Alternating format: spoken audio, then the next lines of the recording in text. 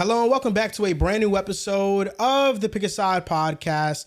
My name is Joel Moran and I'm here with River Brown and Mr. Joe Dells. It was Andrew's birthday. Happy birthday to Andrew. Drew. He's out today with his girlfriend doing something for his birthday. And Mr. John Tortorelli could not make it. Busy. I wish he could make it. Me too. It's been a minute since we did a three-man show. I don't know the last time we did a three-man show starting with us three. Yeah, I don't think we've ever done a three-man show. It feels like. I feel like when Drew was Really? out, Yeah, I don't think so. you were out too, and it was me, him, and John. That's crazy. Yo, happy birthday to Drew. Happy birthday, Drew. Bro's finally 27. It's felt like forever. I called him Unk yesterday. You did? Yeah. I get called Unk at my school all the time. I get that from kids. Yeah. I feel like Drew is a year younger, but I want him to remember, like, yo, bro, it's just a year. Because he likes to be the baby of the group. You're like high key 2 years older. I am. For like a couple days. But I'm just letting him know, like, yo, bro, you're getting up there. Type shit. I just want to make sure he's on the same time. You're gonna hit 30 first. That's how that goes. That is how that goes. Yes. You hit 30 first, man. That's crazy. Dude, I've been fascinated by Timothy Chalamet's You saw the song he just dropped? promotion for He's a rapper. Marty Supreme. Oh, what's that? It's his movie. So that's why you see him in the public. He made a rap song with SD Kid. He's a English Britain rapper. Okay. He makes like drill music. It sounds similar. It's very inspired from it. And there was an ongoing, just like funny joke in media that rapper is actually Timothée Chalamet because he looks like him. He has similar eyes. They have like similar eyelashes, but he wears a ski mask, so you can't tell if it's him. So in an interview, somebody asked Timothée Chalamet if that was him. And he was like, the truth will be revealed shortly. Like basically just hinting at something, to wait on it. And then the song drops. And he was really good in the song. My bad, bro. I'm laughing at you with the Seahawks hat on. Oh, you like the Seahawks hat? It's a fire hat. This guy's nuts, bro. Fire hat, but it's just seeing you in it. It's because it's always Green Bay. It feels odd not seeing you in Green Bay. That's your fans. Look at you this love shit. him. You love Green Bay. So yeah, this is a disgrace because the 2014 NFC Championship It's a new game. team every week. Sam Darnold jersey. Shout out to him. He's the man of the hour. Santos got me this jersey. It's a fire And then jersey. the hat. I just went thrift shopping in Chicago. First time there. I hit up. Is it Donnie from the Deep Three? Oh, okay. And he told me a vintage shop to go to. And I went to the vintage shop and dude, so many cool hats. They had some Green Bay Packers hats, but I didn't like the hats like they had. No Jet stuff. No Jet stuff. Not even some stuff you've been like, yo, Dells would like that. No. Okay. No Just Jet asking. stuff. Just asking. I wish I would have found some. Maybe I got you something. Okay. But I found this hat. I found a Steelers hat. I got it for the throwback. But who would have known that the jersey that Santos decided to give to me was gonna be the jersey that Sam Darnold overcame his demons in. Yeah. The rivalry, Seahawks jersey at home, throwing a dime to Cooper Kupp in between two defenders. Pretty throw. Very pretty throw. One of the best throws of the night. And it was just a magical moment. If Sam Darnold wins, I win. Because he's a part of me. We've been on this journey together. Part of you. Splitting from the Jets. We've been on this journey together. If Seattle beats Green Bay in the Super Bowl, you won? They can't face each other in the Super Bowl. I mean, in the NFC Championship game. Oh, no. That's the only exception. But the Packers fandom, it is real. It is authentic. And it's also taken a lot for me to realize I am a guest in their house. So for me, I'm still understanding the culture. I'm still understanding the do's and don'ts. I'm still understanding how it feels to love a team again. And I feel like I've understood it. I feel like the heartbreak with the Micah injury this year was devastating. Yes. It's going to go down in lore for me of like my first heartbreak with the Packers. It's like when Trey Lance got hurt for me. Yeah, not with the Jets, but yes, a heartbreaking moment. So I'm understanding the culture of Green Bay. I got a little taste of it going to Wisconsin and meeting the people there, being at Lambeau. So now I'm embracing the fan base more and more. But does that mean I can't wear merchandise from other teams? Oh, that's absolutely ridiculous. NFL teams, sports merchandise is too cool to not wear. You got me a dope Jets crew neck. I got to pull that out for my birthday. He got me. He said, Dells, he said, I want you to know what it feels like to be a champion. And at first I thought it was going to be something Green Bay when you said that. But then you got me some nice Jets one I'm gonna pull out. The NFL does have a lot of nice merch. Yeah. But you've been at least recently, it's been strictly Green Bay. Like you have not really switched up at all. You've had the cheese head on, you've had the hat on, you've had different Jordan Love. It's a Green Bay hoodie with Jordan Love's name on the back of it. Yeah. It's been straight Green Bay. So I feel like it's the first time I've seen you in not Green Bay gear in some time. Or no, fit. you wore the Jets hat for a second during the fake apology, right? It's either Jets or Knicks. I've Not the Jets anymore. I mean, not Jets. I mean, Green Bay or Knicks. I've seen it. Sometimes it's been it combined. But I respect it. Like everyone says, you have all these teams, but in reality, it's Green Bay jersey most of the time, or Green Bay gear, or it's Knicks gear, which I respect. I have to keep clarifying it for people. So people keep asking, what fan am I of? Who do I root for? I've had a bad 2-day stretch with it. What if maybe you have to do a riff? Just put a tweet out. Put a tweet out, and these are my teams. I don't want to get it confused. To be fair, nobody asks me anymore. And like, Kenny Beecham was like, I respect that. I respect the way he does it. Yeah, I mean, you telling people in advance. But it's very simple. You just be like, pin tweet, favorite team Packers, favorite quarterback or favorite player Patrick Mahomes. Yep. It gets even funnier when in mid-year, like I'm cutting teams. So like, yeah, all right. So for this team. When's your first round of cuts? Oh, I cut the Pels and I cut the Clippers like week 2. Okay. That was week 2. It was like, I see how this shit's going.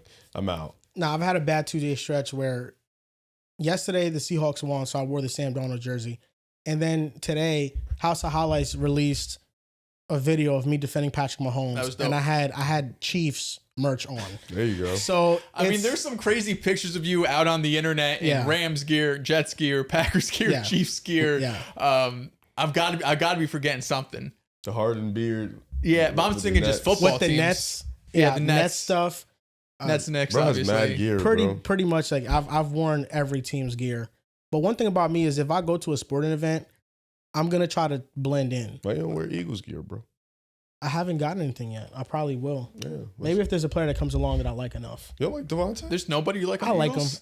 I wouldn't say there's not anybody I don't like. Well, like Lane. But there's not everybody anybody likes Lane. there's not nobody that I really love. Oh, okay. That's fair. That's I fair. feel that. Yeah. I love AJ. I love Hurts. You know, I like really AJ Smitty. Brown. I like Devontae Smith. I like Saquon Barkley. I love Devontae. Do I love You love him him? more than AJ. I don't You're the think I opposite love of him. me. Yeah. I love AJ and Hurts. And you're not. Smitty, he got drafted here. I get that. Yeah. I love Smitty too. Don't get me I wrong. think you but liked there's a different love. AJ before he came to Philly. I loved him in Tennessee. Yeah, He like, was Smitty got drafted to us, so it was like Smitty. Yeah. had He's deep that love. dude. He's that dude. I love but, QM, man. Oh, Yeah, I would love him too. Timothy that guy. Chalamet, bro, he's been on a run of like this promo stuff for his movie. Mhm. Like they did a whole pop-up shop in New York City of like Marty Supreme gear, which is the name of his movie, and it's like a nice windbreaker type sweater, and sold out within seconds. He's been on every podcast. He did a video with Drewski where they were like casting out talent in Brooklyn. Mhm. Like he's been on a generational run right now. I'm about to just go watch the movie because of all the promo he's been doing. that's crazy. I don't be seeing none of this shit, bro. Really. The bro. music video was part of it. The music video was part of his PR run. Yeah. Because I saw that it came out on Twitter today, right? Yeah. I saw that come out, but I thought it was a real song. I thought he was really rapping. But he was rapping, but I thought it was just like not for the PR. I thought it was just like he's gonna start rapping. No, he is. I think that was just like a one-time song. Yeah. Maybe for like the next foreseeable future. But yeah, he's become like the face of Knicks fandom. He's not replaced Spike Lee, but he's like built up the cachet of Spike Lee in terms of like he was Knicks just celebrity on fans. Drewski's could have been Facts. the auditions. I just saw Drewski put Did that you up watch yesterday. the video or no?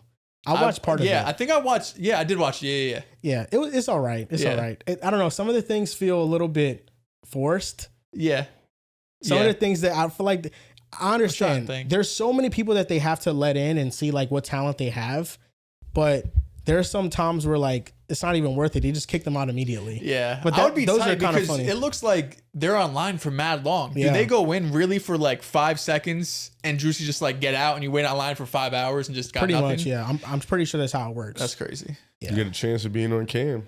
Yeah. I guess that is your chance, right? But damn, that would suck. It's not even a chance, bro. They just trolling. It's gambling. No funny like shit. he could look at you and be like, "You look stupid. Get out." Look at the people that go on it though. I get it. Yeah, you feel me? No, there were some funny moments. I don't know how to explain them on here without sounding like an idiot. But there were some funny moments in Drewski's video. Nah, yeah, but we got some good news to share with you guys. So as of recently, this has been something in the works for a while. We've been negotiating with Poly Market for them to become a sponsor of the show. And it's safe to say that, all things went through, and we've been waiting to share that with you guys. So moving forward, we will be partnered with Poly Market. And what we like about Poly Market more than other applications that we used before is just that it's a predictions site. So it's us basically making predictions on what we think is going to happen, which definitely can have, contrasting ideologies for sure. Like, I understand how people can get it mixed up, but Poly Market is going to be working with us, and we're going to be shouting out Poly Market on the show. We're going to try to do our best job to incorporate ideas and predictions from Poly Market on the show without feeling like it's like overbearing as an advertisement. So we do have like a quota we have to meet each month to promote Poly Market, which we'll do just fine doing, and just give you our predictions like we normally have been doing. But it's going to be a great boost for the podcast. I feel like it's going to help us up our production quality. Everybody's going to feel happy. The morale is going to be better. And we're just really thankful that Poly Market has wanted to partner with us. And then we are also not sure, but hopefully going to get approved for the Super Bowl for media credentials to be on Radio Row. It'll be our first time doing it since we started doing content. So that's pretty exciting. Really exciting stuff. Poly Market, like you said, we've been working on this for a while. You guys, I'm sure you could tell, right? It's been a while since you've heard anything like that. So been in the works. Shout out to everybody behind the scenes that's been helping out. It's a really big deal for us. And Super Bowl, fingers crossed, right? We're still pending, but we've been able to make some serious progress there where we haven't been able to make progress sometimes in years past. So I'm excited. If we can make that happen, we've been looking at some spots out there. I'm excited. The only thing that personally, selfishly, I work in sports too. Week of Super Bowl is going to be so crazy for me. Yeah. And I'm going to be if we go, God willing, I'm going to be on the West Coast. So that means everyone's starting their day at 6 a.m. our time. So it's, or 12 p.m. I should say, not 6 a.m., but it's just, say so late in the day. Either way, it's just gonna be such a hectic week. Such a hectic week. West Coast time is so much better. Yeah. Yo, so that's why you guys were sending like cribs in San Jose in the group chat. Yes. Yeah. Wow. Yeah. So yeah, some nice I'm houses excited. you guys sent. I'm excited. Some exciting times here. So deal with Poly Market, hopefully getting approved for credentials for Radio Row. That's going to be awesome as well. And Radio anything Row. else that we have to mention that we haven't mentioned so far? I've actually never watched the Radio Row video. I'm sure you've seen them. I'm sure you've seen some video. No, I'm probably seen a clip. I've never just the Tom Brady Who's Your Hero videos from Radio Row. I don't know. You've probably seen that. So when the week of the Super Bowl, Pat McAfee, have you ever seen the show? No. Okay. You know who he is though. Yes. Basically how it works is that the week of the Super Bowl, they have this huge space just for media people to be there and walk around. So big time shows will get their own personal space. Like Pat McAfee will have his own studio there, and you can literally walk by and you see him filming his show. There you go. Colin Cowherd, you could walk by, see Colin Cowherd. Shannon Sharp, you could walk by, see him interviewing whatever person he has interviewing. And for certain like lower level shows, they will give you a table on Radio Row, and you can sit down, set up your laptop and your equipment to record with the camera. And the good part about it is that you are bound to run into an athlete. So if you walk down the hall, you're gonna see like 5 NFL players, and they're all willing to do media for the most part. So you can be like, hey, tap them, pull them to the side. You want to do some questions for TikTok, whatever. So like, it's a good way to meet athletes, connect with other creators, mostly, get access to NFL players. And that's what it is about. It's like, it's the biggest football networking event of the year. They have a lot of the time players are just like sitting at a table. You can just walk right up to them and just like obviously like big players like last year, like a million people were around Saquon, but like you could find a backup linebacker. I'm trying to think of a good example. Have you ever seen the clip of JSN when he was asked about Shane Waldron? No. Okay, well, there was a clip about, they asked him about Shane Waldron, and JSN was like awkward and was like, Shane Waldron, like basically saying like, in his head, like, man, this guy, he sucked. And that is from Radio Row. Like they asked him that question there. So it's just a big time networking event that's crazy, bro. It's cool. I really don't know. Like none of this pops up on any of my stuff. Like when the Super Bowl comes around, you'll see it, and you'll probably all I see on my TLs are like movies because I love movies. Yeah. So it's like a lot of movie stuff, bro. It's something that you need to be made aware of for you to start to realize it. Mm-hmm. Like once you go, you're never gonna look at it the same. Like you're gonna know like how the space looks. You're gonna know like whenever the week of a Super Bowl is, the shows that are being done are literally there. Yeah, you know, so like, that's the difference. I have like 30 people in my DM requests right now because they keep sending me this KD video. What KD video? Yeah. It's like a new edit. You're saying it's a new edit every time. Like, bro, I'm not. What am I gonna say to you guys? Like, cool video. Shit. Thanks, bro. Has one ever stood out? You've seen like, yo, that's the best KD edit. Honestly, no, not one. Like I've seen some Naruto ones, but I don't watch Naruto, so I don't get it. I've seen some basketball ones. I've seen Herbert's one. I saw Hurt's one. The Herbert one was funny. I saw Joe Burrow's one time. None of them really stand out. None of them better than the original. I'll say of course. that. No, I mean, it's but legendary. Yeah, none of them really stand out though. Honestly, they're all cool though. Like I'm sure it takes a shit ton of time to do it, but none of them really hit home. Yeah, I don't think it's your job to like scope out and rate the videos that. I'm just wondering if any came. If to it mind. pops up, I will definitely watch it because I want to see like the ending of it and like who are you talking about. Yeah, but like for the most part, I just be like, oh, the Mets one stands out to me. Of course it does. I've retweeted the Mets one. It's like this is fire. They found a way to relate that to everything, and it's cool what people are able to come up with. I guess the food one would be my favorite. Like they were in my DMs for like 3 days arguing about food, like just what food was the best, like bananas, pineapples, and I was just like, and you know sometimes people don't take you out the DMs, they just keep responding under. So I'm in this shit like it's 8 a.m. they're arguing. I'm like, all right, 2 p.m. still arguing. I'm like, okay. 8 p.m. I'm like, yo, y'all didn't go to sleep today. Like what's going on? Like you've been arguing all day about this some is food. Twitter group. Yeah, it's like no, it's not a Twitter group. This is literally just my TL, but they commented on the video here, so I gotta just. Oh, it was like all day, bro. They was arguing that long, bro. Yeah, no, I know what you're talking about. Now, yeah, B Souls, he posted a video. Who was like, "You cook with this one." It was the fruit one. Yeah, that was the one, and I'm under there. Shout out to B Souls. Shout out to B Souls. But yeah, I think we got pretty much everything out the way in terms of just the new deal. We're really happy to be partnered with Polymarket, and then hopefully we're at Radio Row, delivering you guys great content from out there. Maybe it might be something similar to where when we were in Vegas, we had an Airbnb, so we were able to have our own setup. Maybe we get a table at Radio Row, but even then, it's going to be hectic. Like, I'd rather just have a complete setup where we can control what we want to control. But the big news story or the big headline of, I guess, the last 24 hours is the fact that the Seahawks now control their destiny. Shit ain't that big of a hell. They beat the Los Angeles Rams, and it wasn't all pretty. Sam Darnold threw 2 interceptions. It was looking like he was going to spiral downward once again. But then his teammates lifted him up. And it reminds me of a quote that Ernest Jones gave after he threw 4 picks, Darnold did, against the Rams. And Ernest Jones said, "We got his back. We're riding with Sam." And there was no better encapsulation of that than this Rams game. Because at home, Darnold struggling. What do they do to boost his confidence? Rashid Shaheed punt return touchdown, making it a 1-score game.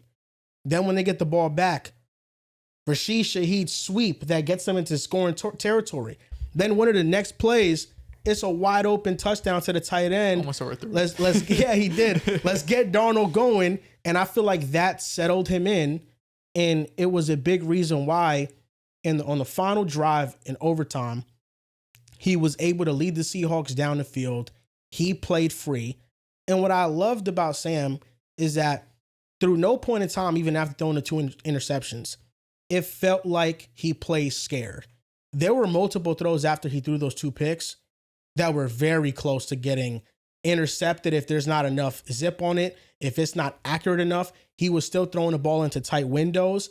And he bounced back in a way that should feel Seahawks fans encouraged because they have the defense, they have the special teams, they have the head coach, they got the receiver, they even have the running backs. It's just the offensive line isn't consistently good at blocking for them.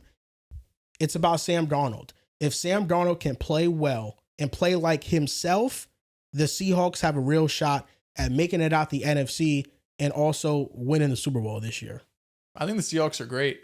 I feel like the only bad drive that Darnold had in the second half, because the first half wasn't great. It's like a minute 40 left. It was their second to last drive. First play of the drive, he had JSN wide open on the right side, just kind of overthrew him. Yeah. They ran on second down. There was a screen pass, third down. It felt like after that first pass, they kind of just put their hands up. Kubiak said, "We're good. Like, Sam Darnold, you were too inaccurate. We're going to give it up." They punt the ball back, goes into overtime regardless. The final drive was great. It is what they needed, because Darnold and the Seahawks, they're a little Broncos-ish, like where I think the team around them is great, but the quarterback's range of outcomes is so high. Like we saw the game Bo Nix played last week against the Packers. We've seen multiple games this year, especially earlier in the year. Darnold, I feel like for the last month the offense in general hasn't been as efficient as it was earlier on in the year. But we've seen games where Darnold has played like a legit top 5 quarterback. So we know the upside for them is so good. And then the floor, we've seen games, of course, Rams earlier in the year. Bo Nix has had some games throughout this season too, that if they're able to play at the level, even at a moderate, kind of not hitting your highs, you're not hitting your lows, and you let the rest of the team be great, they have a great chance. This Rams defense is spectacular. Of course, he threw the 2 interceptions in the first half, but the first time they played, his game unraveled after he threw his first couple interceptions. He ended up with 4 picks. The second half of this game, he could have very easily done this. He could have very easily done the same thing, multiple turnovers in the second half, and you get potentially blown out. The fact that the Rams were up by 16 points, they had the ball with 9 minutes and change left, you were able to tie it. Of course, you got some crazy plays in between with the Charbonnet 2-point conversion and the punt return touchdown. Seattle definitely got things that went its way, but they're so talented that as long as they get maybe one of those and you get this sort of level play from Sam Darnold, I don't disagree with Joel. I think the Rams are right up there. I think you still got to give credit to Philly, especially. Saw them a really good offensive game against Las Vegas. We'll see what they do this week opponent against the Commanders. But the ceiling for the Seahawks is as high as anyone in the leagues. It's interesting that you said that, because you talked about how if they can just get one or two of those things going their way, they have a chance. They just need Sam. Yeah, and I think that's we can talk about everything. We can talk about the weapons. We can talk about the run game being inconsistent all year. We could talk about the offensive line. Talk about defense. And at the end of the day, teams like this, you mentioned Denver. I'm thinking about teams like this, Seahawks, Denver, Philly, the Niners. Unless you have a dude, like a legit walking superhuman dude, and what I mean by that is the Mahomes, the Josh Allens, the Lamars of the world, the Herberts of the world. Yeah. Like, Drake you know Mace. what I'm saying? Not yet. Okay. Because he would have won that game. But even then, sometimes he tweets. But damn, for the most part, unless you have a dude, you kind of need the quarterback to be damn near perfect. You just need him to not fuck it up. And I think especially in the playoffs, I think that's super important. We've watched playoff games where Jimmy Garoppolo, they went to Super Bowl and Jimmy Garoppolo had like a 50-yard passing game. We've watched games where Jalen Hurts didn't have to do too much because the defense would do their thing and then the run game would do their thing. I think with Seattle, it's a little bit of they get into the playoffs, the defense is going to be elite. They don't have a run game. I do not believe in that run game at all. So I think the passing game is going to need to be on go. And, we talk about Seattle potentially having a number 1 seed. I don't want to sleep on other teams. Like the Rams could still get it. The Niners can sneakily get it. And if they get it, if they win out, that's all they need to do. Yeah, they win out, they get it. They have a home game. They have 5 straight home games going in, and on top of that, they'll be in San Fran. They'll get that rest for week 1, the first round of the playoffs, to get healthier. So that's another sneaky team. But for Seattle, it's going to be a lot on that passing game. It's going to be extremely interesting to see how he plays. We saw him last year, didn't play too well, especially in Minnesota, which they're extremely well coached. You have Jettas, you have Jordan Addison, so a little bit less in that room this year. But nonetheless, the JSN Sam Darnold connection has been elite this year. All depends on who they play. I feel like in the NFC, the Rams have been the most steady team in football, but I still don't feel like they're just clearly better than everybody. I still feel like you're going to have some teams that can make a run. We thought Green Bay, obviously, before the Micah injury and then Tucker Kraft getting hurt, they probably could have made a run. Like you said, you still got to respect my boys out there. They can still make a run. Seattle, they can make a run. Like, there's a lot of good teams in the NFC. So I don't want to just say the Rams. And the Rams, they give me this weird feeling where they just choke these games where they shouldn't choke. And obviously, they don't have like 3 or 4 losses. But you choked one to the Eagles. You choked one to Seattle. 2 teams you may have to face down the road. You know what I'm saying? So I think it's interesting. Seattle, good team, great defense, great offense. If Sam Darnold doesn't mess it up, this is a team that can go on a run. But what have we seen lately? Not lately, what we've seen in the past. Because before this game, I forgot who they played. Who they played before this game? They played the Falcons last week? Falcons was 2 weeks Are ago. you talking about the last big game? No, he just had a horrendous game. It was bad. They just played Tennessee recently. It was. I don't know if it was the game right before. It was a game right before. Sam was just. They played Indianapolis. Yeah, Sam was. The Phillip Rivers game, of course. Yes, and Sam was just awful. Yeah, no, it was bad. They scored 13 points. I think it was 18. I think it was 18 points. Yeah, it was really bad, and Phillip Rivers was playing really well. But yeah, Sam, one of those quarterbacks, great quarterback, but you kind of have to be damn near perfect. Yeah, this year to me feels different just because of. There is no Superman in the playoffs. Well, the NFC, it never really is. No, but even in the AFC, like in years past, I think it's easy to say like, well, Mahomes is going to be in there in the end. Josh is going to be in there. And Lamar, number 1 e-paper play in the playoffs last year, going to be there in the end. But this year, all the teams, we talked about all season long, just like you said, since they're all on the same level, it is, I think, going to come down to the quarterbacks. Like, obviously, Seattle's defense is so special. Same thing with Denver, that they can make a play. And that could sway the whole game. But the fact that, there is no like boogeyman to conquer, it just makes me feel like the quarterback play more than ever is going to be really the deciding factor. They're the most complete team because they have a great special teams unit. Shaheed I'm honestly surprised they haven't used Shaheed more as a receiver. And I feel like that has contributed to Darnold sometimes spiraling down in games because I don't feel like outside of JSN, they have realistic answers and they have places to go to with the ball. If I'm not mistaken, 2 of the Darnold interceptions were targeting JSN. I know one of them was when he was looking at a slant and then the corner, instead of following the inside receiver, it wasn't man, it was zone. He just picked it. He just jumped the route. I just feel like they over rely on JSN too much sometimes to where it's a bit predictable. Don't you think Shaheed is that not maybe perfect too, but he's awesome. And he's who changed the game and he's who opened it up, not just the kick return or the punt return, but also what he did offensively on a sweep to gain a ton of yardage, which it could have been called back, but it was a defensive holding, and that's why they were able to keep that drive alive. But I just look at the Seahawks, and I think Darnold is too good not to play at his very best. It's nothing physical. There are some quarterbacks that have clear physical limitations. No, he's not wrong. I don't think Sam has any physical limitations. There are quarterbacks that have clear physical limitations. And he has been through so much adversity that I feel as if this is something he can conquer. He's been through the Jets. He's been through the Panthers. And he's here now. Over the last 2 seasons, he has 26 wins. He's been in some great situations. He's also played great.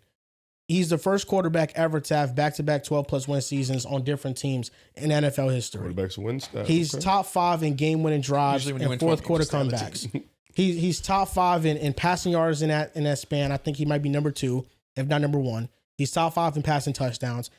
He has played on some great teams, but he's also been a factor in why the teams have won as well. And I think that the next thing for him to do is just play well in those moments. It's not like he has 0 game-winning drives. He's shown he can be clutch over the past 2 years. It's about doing it in those bigger moments. And Seattle now just has the ultimate advantage. They jumped from 18% it was, or 19% to 28% to win the Super Bowl on Poly Market. And what basically is that's people's predictions. That's what they're predicting. So Seattle jumped up that high because now they have home field advantage. They only have 1 game they got to win to get to the NFC Championship game. It's just a major advantage. And I feel like that's where the Rams special teams cost them. I mentioned the strength of the Seahawks is their special teams. The 2 losses you're talking about last night, and then to the Philadelphia Eagles. The Rams against the Eagles had multiple kicks blocked. The game-winning field goal was blocked. And then against the Seahawks, they let up a punt return touchdown, and their kicker also misses a kick. Their special teams has cost them, and that is something to worry about when the playoffs come. And you look at their pathway to get the number 1 seed potentially. This is what has to happen. They can't win the division if the Seahawks beat the Panthers and the 49ers beat the Colts. If one of those two things happen, the Rams can't win the division. They lost to the Niners, right? Yep, and they lost to the Seahawks. We just saw that loss. They can win the division in Week 18 if the Seahawks lose to the Panthers and the 49ers beat the Colts. So Week 18, the 49ers will be able to control their destiny. And they can also win in Week 18 if the Seahawks beat the Panthers and the 49ers lose to the Colts or Bears, and then the Rams win the division if the Seahawks lose Week 18 versus 49ers. Basically saying, everything has to go right from this point forward for the Rams to win the division. Both teams, though, I feel like, right? Because the Niners have to lose for the Seahawks to get. Because the Niners still play the Seahawks. The Seahawks play the Niners Week 18. They play each other. The 49ers and the Seahawks, for the most part, control their destiny. The Seahawks have 2 games remaining. The Panthers game and the Niners game. The Niners have the Colts, the Bears, and then the Seahawks Week 18. The 49ers would have to win out. If not, win one of those 3, plus Seattle lose to Carolina. They just can't lose to Seattle. So as long as Seattle beats Carolina and takes care of business, they're probably good. As long as the 49ers maybe lose to the Bears or the Colts, which it can happen. But they still got to beat the Niners, though, Week 18, right? Even if the Niners lose one of those games. If the Niners lose one of those games, I'm not exactly sure. Because the Niners have to win out. No, I'm with you, but I'm saying doesn't Seattle still have to beat the Niners? No, because the Seahawks right now are at 12 wins. If they beat the Panthers, they're at 13. And then Week 18, they face the Niners. The Niners right now are at 11 wins. So if they'll have the same record at Week 18 if the Niners win. That's what I'm saying. So Seattle still would have to win that game. Yeah, they're not. Oh no, they're not. My bad. The Niners are 10-4. Oh, so the Niners have to win, win out, or win one. Seahawks lose to Carolina, and then win the Week. It could happen. See, obviously Carolina's playing for everything. You said they're at 10 wins. The Seahawks are at 12, but the Niners haven't played this week. So if the Niners they win, they're really at 11. So if the Niners go 2-1 before the Seahawks game, they're 12 and whatever it is. 1-1. The 49ers. Well, the 49ers have to go 2-0, sorry. Oh, so I'm saying, okay. I get what you're saying. Because Seattle is at 11 wins, 12 wins right now? Seattle's 2 games up right now. Seattle's at 12 wins. Yeah, but the Niners got a chance to make it a 1-game gap if they beat the Colts Monday Night Football. All that saying that the Rams pretty much are cooked. The 49ers control their destiny. The Seahawks control their destiny. Yep. And right now it feels like it's leaning more towards Seattle and them hosting a playoff game. And I mean, it's a great place to be in after what was their offseason. Sam's 2 meltdowns at the end of the year were on the road too. Yeah. In Detroit, and it was supposed to be in the Rams. They played in Arizona. I think that was the Wildfires. People question their moves, moving on from DK, moving on from Geno, and it's worked out and it's panned out for them. And now they have a great team. And I think last episode we mentioned the teams that have top 10 cap space, and they're one of them. So with Sam Darnold's contract, they got one of the most quarterback-friendly contracts in the league. They got a great all-around roster. They have money to spend. They're in a great position right now. Yeah, I mean, in terms of teams that I want to see win the Super Bowl, Seattle's high up on that list. I think they're really well constructed. I feel like their team, all of us we've been ahead of schedule in terms of what this team can be. Really, once they hired Mike McDonald, that was such a smart hiring. Ryan Grubb, offensive coordinator the first year. I like the Ryan Grubb hiring, and I think you could have talked yourself into bringing him back year 2, but they saw a potential upgrade in Clint Kubiak. The passing offense has been super efficient. The run game hasn't been great by any means, but it's a team that's just so well coached. It has so many just underrated players that you're not going to hear about like the 49ers or the Eagles have. I think just a really well put together team, and I'm rooting for Sam too. I feel like Zach Wilson sucked. Like Zach Wilson was just bad. We ruined Sam Darnold. Sam Darnold had talent. And if we had this team we have now around Sam Darnold, I would feel much more confident than like when he was throwing wide receiver 1 I mean, you name it out there. Jermaine Curse. Yeah, like just Robbie Chosen. The worst offensive lines. So I root for Sam too because we did him dirty. Yeah, Deontay Burnett. There were some ugly times. Denzel Mims. Denzel Mims. He's supposed to be a star. He was supposed to be a star. But the Rams, it's unfortunate. I thought Matthew Stafford had pretty much a perfect game. He was great. He was awesome. I thought Puka Nacua had a flawless game. If you had Puka in fantasy, yeah. You're sitting nice right now. Nice 50 point. My goodness. He was ridiculous. I saw your tweet. Yeah. I'm sorry, bro. JSN cooked. Is that your yes? Oh, no, he did end up having a good game. Yeah, JSN ended up having 23. But he had Puka? No, he had Kenneth Walker. So you ended up being okay. Yeah, after the first half, though, he had 25. I don't know why I thought you said he had Puka. Yeah, no, he had Kenneth Walker. After the first half, Jason had 0, and Kenneth Walker had like 25. Sheesh. So he got to wait 4 quarters, 5 quarters in this case. I'm just like, my goodness. But Puka Nacua is absolutely outstanding. So is Matthew Stafford. Where do you guys stand on the MVP conversation when it comes to Stafford? I know right now, some are pushing for Allen, some are pushing for Drake May. Then you have Matthew Stafford, who I think has been consistently great all year long. Yeah. I think the MVP is Stafford. I love Josh Allen to death. I think he's the best quarterback in football. But no, too many blunders throughout the middle of the season. Is he probably the most valuable player in the league? Maybe. I think he's super valuable to his team. He's clearly been the backbone for their team. He's the engine for them. That's all great and dandy. But I think Matthew Stafford, MVP, from weeks 1 on, him and Drake May have been, the most consistent quarterbacks. And I think their numbers are like Matthew Stafford's numbers are nuts. So, in their team, it would help more if they win the division. It'd be really hard if they don't. That's why I think that's going to be the thing. If New England wins their division, you might lean Drake May. And if the Rams don't, you might not. Or unless New England chokes it. Relax. Which they can. But yeah, I think for me, it's still Matthew Stafford. He's been the best quarterback. He's been the best player in football this year. Yeah, it's Stafford for me.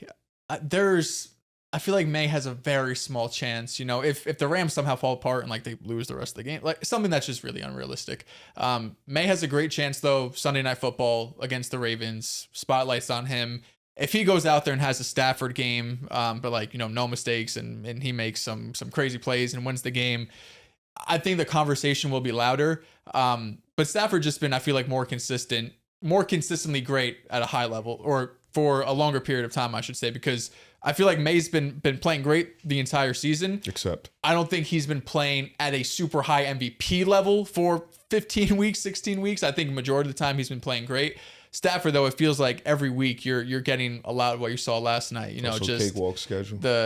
For Drake May, I think you can make that argument too. He's also carrying a much worse team than Matthew Stafford with a much worse offensive play caller and play mind and everything around it. What's the stat that Drake May hasn't had a 300+ passing yard game? No, you should know the real stat is the New England Patriots have statistically the easiest schedule in NFL history. For sure.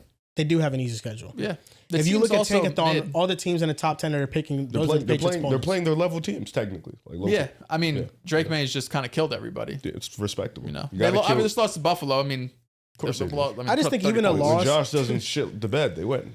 Yeah, Drake May in the second half of the game, they weren't good enough. The whole off, you had the big play from Henderson, but the second half of the game, they weren't good enough. It was 21-0. Like the first half, it was like, holy shit, here they go. The Patriots sweep the Buffalo Bills. You know what I mean? It'd be a whole different conversation. Guys was getting their tweets off. It wasn't just you. It was another guy over here. But guys was getting their tweets off for sure. Even in a loss, 457 and 3 touchdowns against an elite level defense, I feel like cemented him. He left the field winning the game. Even at that point, you don't expect the Seahawks to drive down the field. You didn't expect Sam? Score a touchdown. No. Based on how he was playing, Sam expected. He was playing better, but it felt like, oh man, the Rams kind of got him. And then Darnold made that incredible throw, and Stafford left the field winning. I feel like he's been great all year. There's only one game I could point to where he didn't play well, and that's the Panthers game. That's pretty much it. And even then, their offense, I don't think they punted once in that game. He had a couple interceptions though. Yeah, he had 2. Six, right? One was like I think a bobble or something. He was late on the left side. Yeah, and so for me, Stafford really only has had one bad game all year. I think Drake May has really only had one against the Raiders week 1. And then outside of that, he's been steady. I just look at the Bills second half. Need that. Yeah. Need that. And then Josh Allen has probably had the most poor or mediocre performances out of all of them. Yeah. And what it is with Josh is he's just he's had these back-breaking, otherworldly performances where he's coming back and, he's won. He's put up some insane numbers. The team's been able to rally in second halves. Don't know what it is, why they just play like shit in the first half and then go into the locker room for like 5 minutes like, all right, guys, start playing football.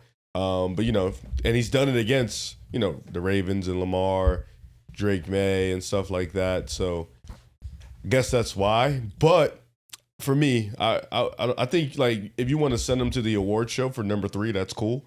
Like, but I think the MVP is Matthew Stafford. Yeah, he's just been playing really well. I mean, he's played well most part all season. He had some stinkers early in the year, but it's really the last few weeks he's been putting on like some crazy performances. Like this game, the comeback 21-0 against the Pats, the game he had against I'm blanking. The Ravens early in the year? The Bengals, just The a couple Bengals, weeks ago that they won that game. I feel like recently Josh Allen has established himself as the number 3 option, because I feel like for a while it's been May, it's been Stafford, one or two. Third has kind of changed, Mahomes, Josh Allen, Jordan Love for a week. But now the last few weeks, Josh has put himself 3. But I'm with you guys. I think Stafford, the game he put up yesterday, I sat Stafford in a couple of my leagues. So I'm like, he's going up there, no Devontae Adams, against one of the best defenses in football. He doesn't have, it's supposed to be bad weather. It didn't end up not being okay, but there was some rain throughout that game too. So it wasn't a situation where Stafford should have played well. And he goes and puts up, 36 they end up with? Just a great performance from him. Yeah. Josh Allen, I think he's a deserving candidate. Do you feel like there's something in play here trying to get Josh Allen a second MVP? Lamar got 2, Mahomes got 2, Allen got 2. He doesn't, all due respect to Josh, I don't think he deserves MVP this Because year. if Allen does win MVP, we're talking about 3 of the best quarterbacks in the world. They all have 2 MVPs. Yeah, I don't think they're trying to cape it this year. I just think, last year definitely. It's definitely just recency bias. Like it's recency bias. We're victim to it. They're victim to it too. It's human. They're human. So I think that's what it is. So I got a trivia for you guys. I want you guys to name me the top 10 receivers in receiving yards per game in NFL history. In NFL history, Justin Jefferson. Justin Jefferson's number 2. Oh, Puka's 1. Puka Nacua is number 1. 96.9 receiving yards per game. First of all, this list pissed me off because you know who was number 1 before the season? Justin. Yeah.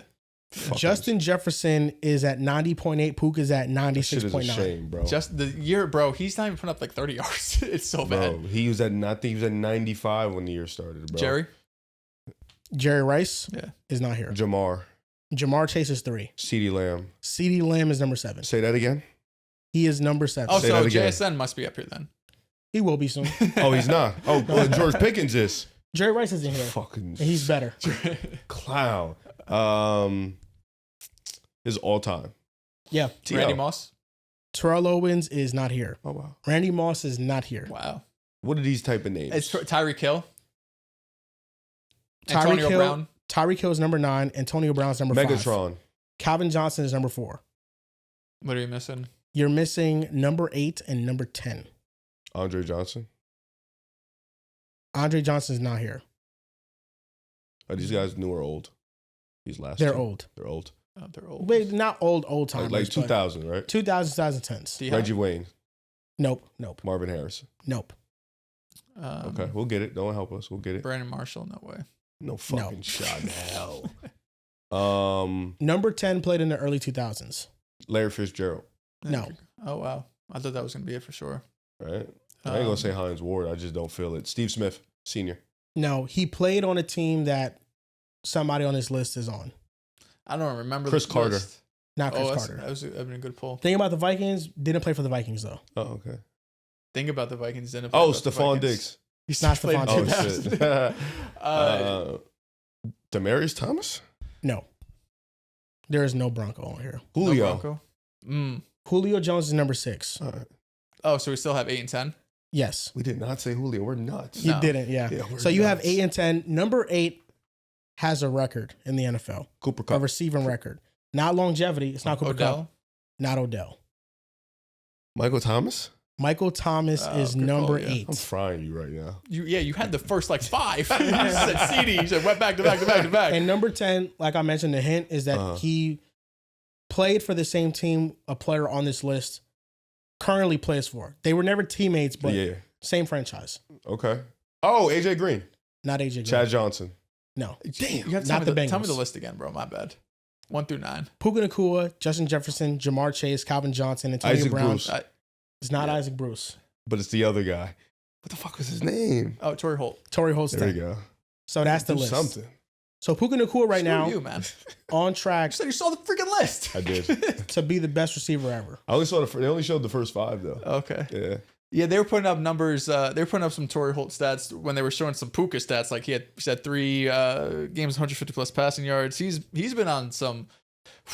I mean, Devontae Adams has certainly helped the offense, but you saw last night, like when it's just Puka out there and Stafford can kind of force feed him. I don't think he only had like 11 or 12 targets, but he turns into 220 yards. He's special. It's crazy. He's turned into this. He's a 5th round pick from BYU that, I mean, obviously nobody thought could be this good. I mean, of all the players that are on this list, he has the least amount of pedigree. He is in terms of draft position. It's literally like the perfect QB coach wide receiver. Exactly. He went to the Puka, sensational. Also, you went to the Rams.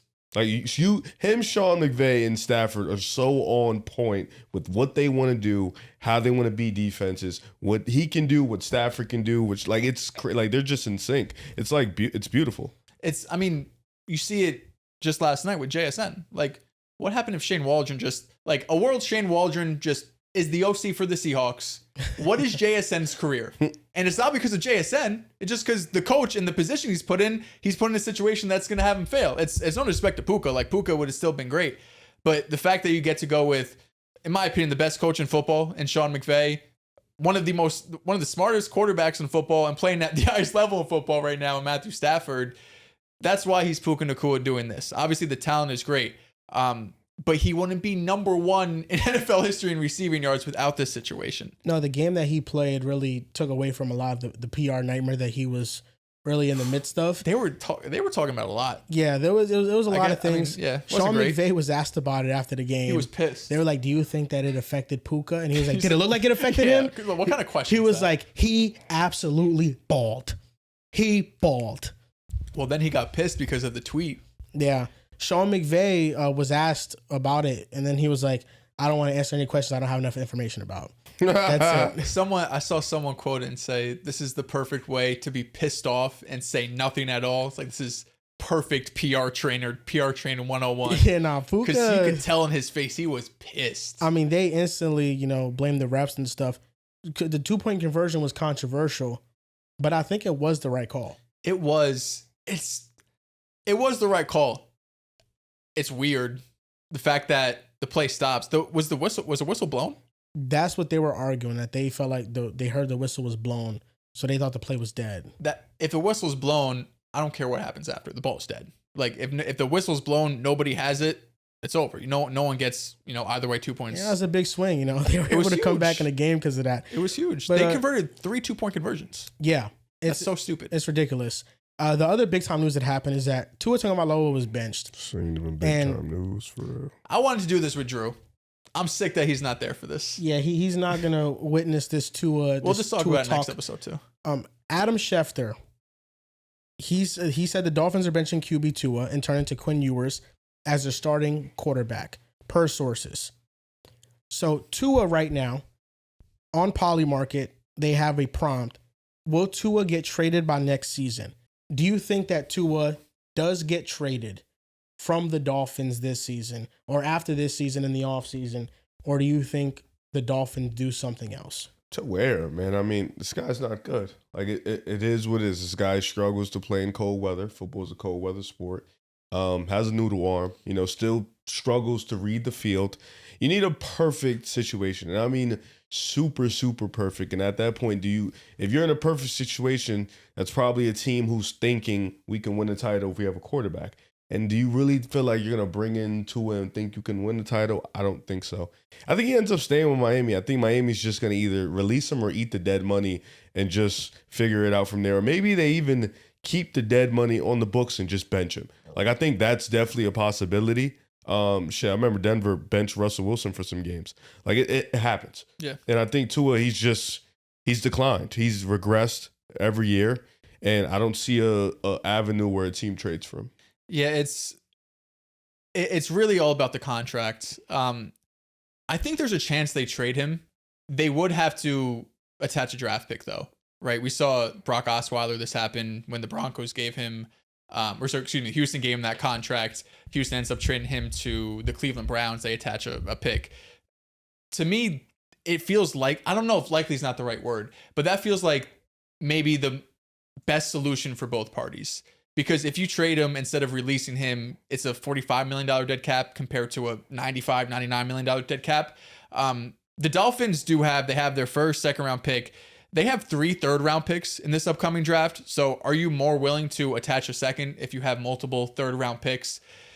I think that's the best pathway for this to work out. In terms of what team would be interested in him, it has to be a team that's rebuilding and feels comfortable with their job, taking on this money, but you also get a draft pick in exchange that you could obviously use on a young player.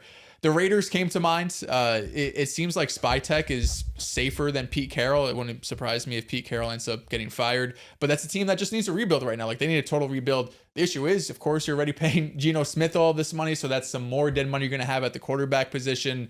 Can you find a way to send Geno back? I don't know, but it has to be a team that is in a position to rebuild and be willing to take on obviously the money. But for the money you're taking on, here's a second round draft pick. Here's a premium asset attached to Tua. And listen, Tua's he is like you said, Rip. He is what he is. He's not an upper echelon starting quarterback. Tua's not a backup either. Like, he is a low end starting quarterback. If you tell me he went to Vegas with Brock Bowers, maybe you draft a receiver in the first round, Ashton Genty. You have a new coaching staff. He's indoors half the games. Tua would be fine. Like, I don't think Tua is out there just like going to be a career backup going forward. I think he'll find stints here and there where if it's in the right position, I wouldn't be surprised if he throws for 3,500 yards or something, right? I don't think he's completely done in that aspect. But his time in Miami, I think, is done. So right now, the percentage chance is that there's a 28% chance that he does get traded. I think the best situation for him, if he does go somewhere, is the Colts.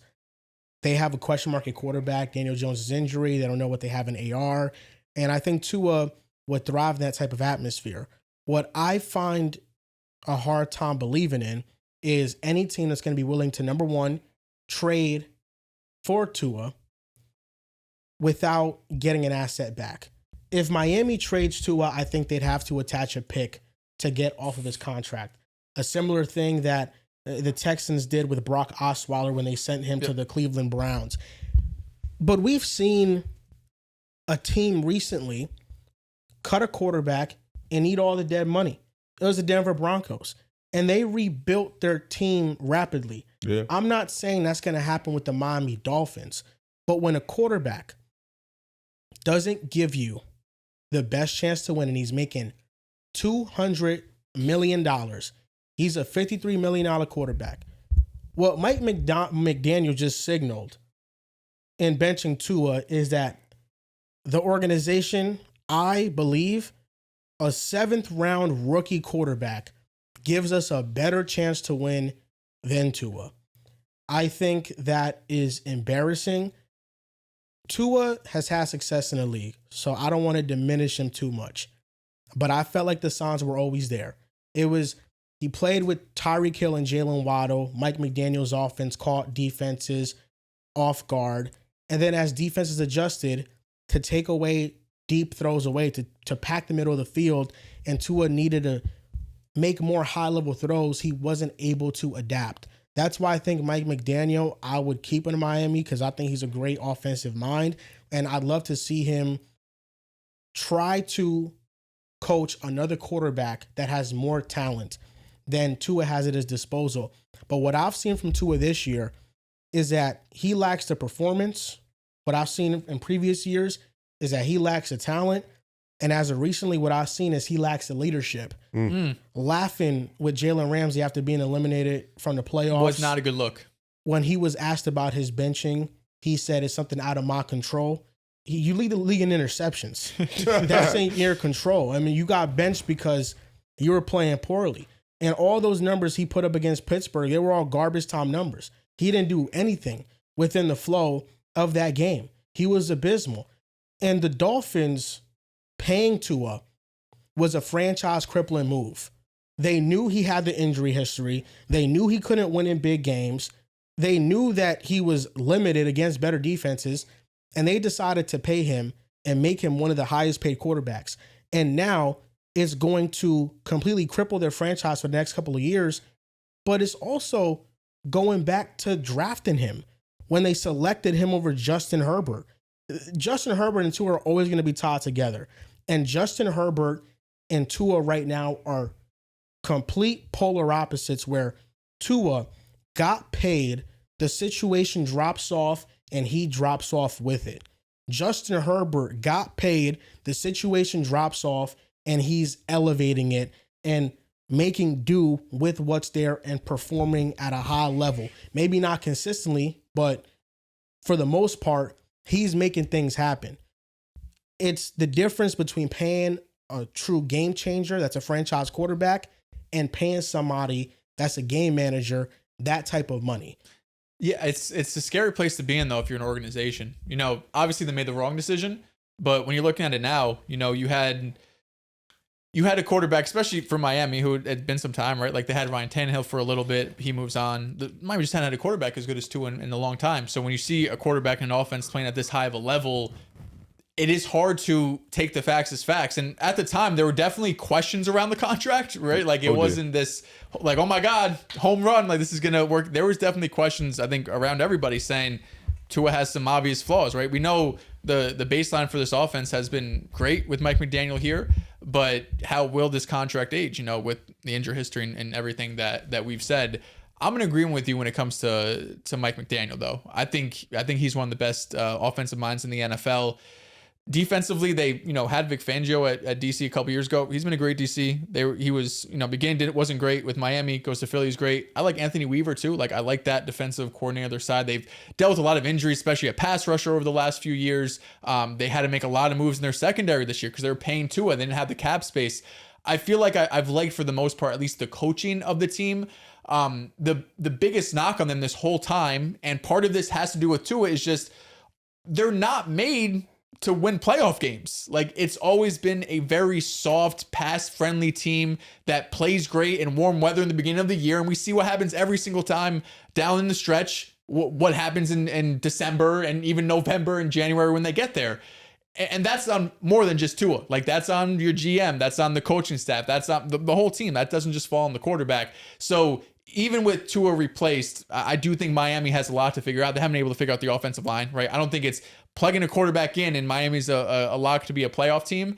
But Mike McDaniel and this offense would encourage me enough that he gets another chance at a quarterback. Like, who do you want? Do you want to draft a rookie? Do you want to take someone on day 2? Do you want to go try to get one of these veterans or Kyler Murray, whoever it might be? He has shown, I think, more than enough in his, whatever it's been, 3-4 years with Miami, that he gets a chance to try this over. Yeah, and I don't know if you guys saw that Zach Wilson was frustrated he wasn't in the starter. Yeah, because he's been the backup all season long, like the quote-unquote number 2. Mm-hmm. But Quinn Ewers, I get it. He was their draft pick. Zach Wilson was I think it's definitely a political decision. Now they got to see what they got in him. What? I mean, Zach Wilson was not good in the preseason. Yeah. I don't know. I just have a hard time believing Quinn Ewers is better than Zach Wilson. Well, we got to see. Maybe I'm hot, but yeah, maybe we'll see what Quinn Ewers does. You got to let it go.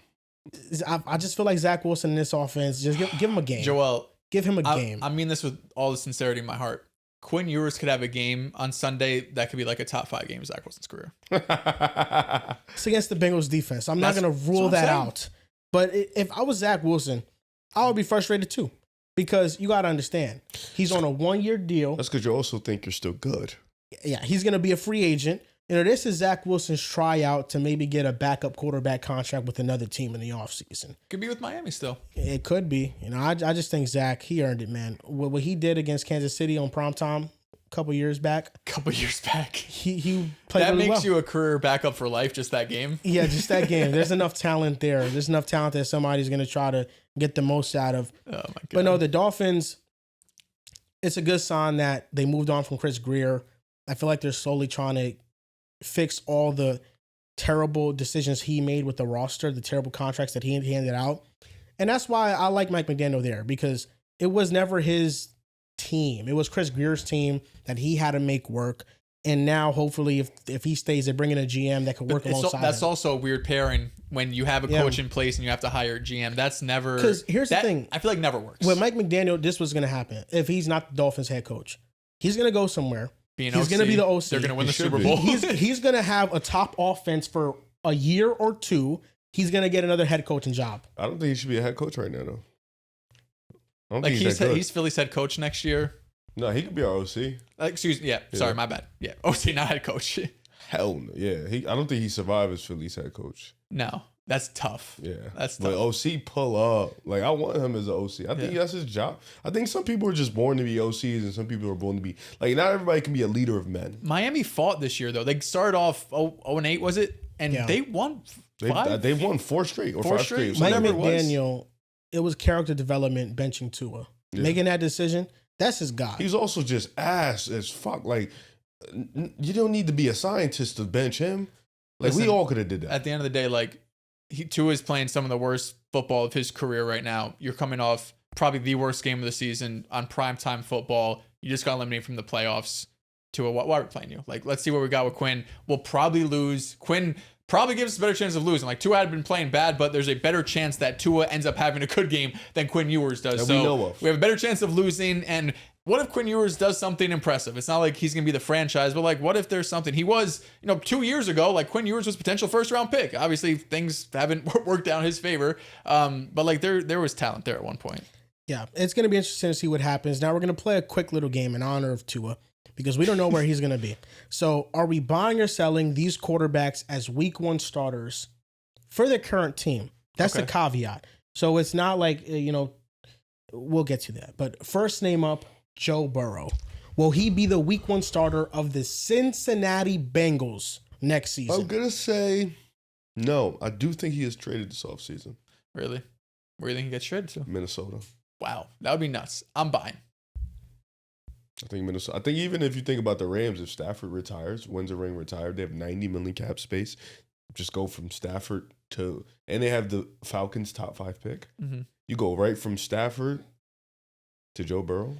Yeah, I mean that would be every team should be calling about Joe Burrow if he's available. Thinking like a Rams fan Except, right now, Buffalo, with the Seahawks cap on, it almost sounds harsh, but if I'm a Rams fan, I would hope that Stafford retires after this year. So you could get Joe Burrow. Well, or maybe Stafford's one more year and Burrow's one more year. Stafford's been better, but Stafford probably has a year or 2 left, and Joe Burrow has like 8. We don't know 10. if it's 8. We definitely don't know. If it's I mean, 10. that's the part though. Is you don't Joe Burrow, like when he's healthy, he's great, but he plays every other year. Yeah, I will say this: Burrow, listening to his press conference, Burrow's not making it 10 years. Burrow said that he wants to play a long time, and he shut down retirement talks. He said he really wants to play. So it seems like most of his low morale is coming from the Bengals, and like he doesn't want to. 2023 gets hurt, missed the playoffs. 2024 plays a great season, missed the playoffs, and then this year missed the playoffs.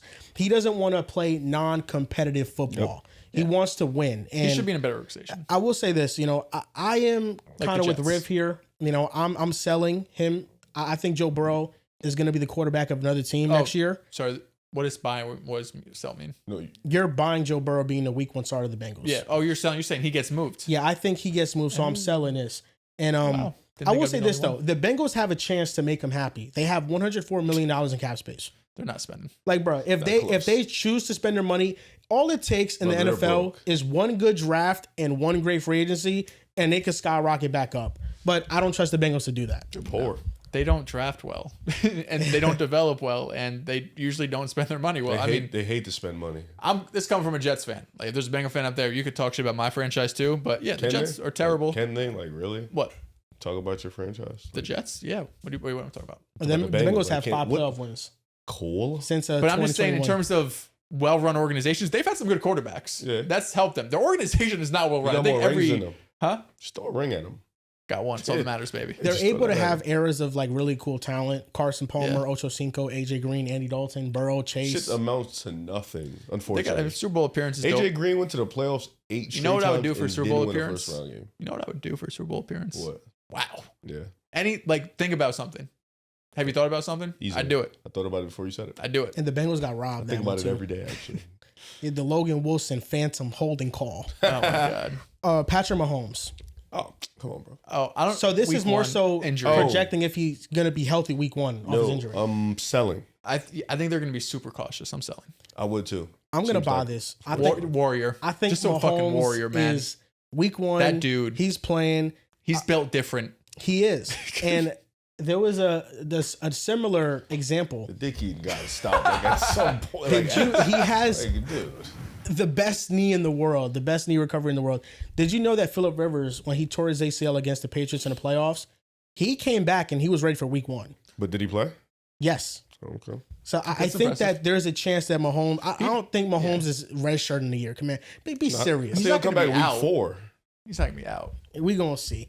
Daniel Jones, No. week 1 starter of the Colts. No. I'm selling. I'm selling. It's either he's not healthy enough or he's not on the Colts. Yeah, I'm selling this too. Tua, So. I'm selling. Kyler Murray. Ooh. So. Think he's your traded? This feels like an organization that's going to hit the reset button. Albert Breer was on some podcast, but I heard him saying that it's more like not GM stays, Rich Gannon ends up getting fired. He's saying like 70% chance Gannon gets let go, which I think is the right move. The team they've regressed. You know what I mean? Like this team that we thought would be on the up and up. Defense been playing well. Kyler Murray is playing the worst football that he has in a really long time this past season, really this past couple of seasons. So I think if Gannon goes, Kyler Murray probably goes too. Aaron Rodgers. Well, he's retiring. I think he's retiring. So Oh, that's what you got to buy or sell. Do you think he will retire? I Or think he he has will, one he more year should. left? the thing, like the Steelers could bring it. It would be stupid to bring him back. Why should he? I mean, he's playing good football. No, He's not. No, like he had a good game against the Dolphins. He's had And the some game good, before that. He's had some good games. He's had some terrible games. Overall, he hasn't been good. old He's been and he's been a washed. bottom 10 starter in the league. Are you really trying to convince me that the situation that he's in is conducive to efficient offense? No, not at all. But that's my point, Joel. Who does this help? Like the bar. Aaron Rodgers on the Steelers. Who does it help? 22 touchdowns, 7 interceptions, a I don't 98.8 care. passer rating. Joel, like Those are good numbers. No, I'm shout just out. saying. Do you care? Like, do you really care? Yeah, listen, don't sleep on a Steelers run in the playoffs. You can't say that with a straight face. I'm saying it with a smiling face They because I'm cannot happy beat about it. anybody.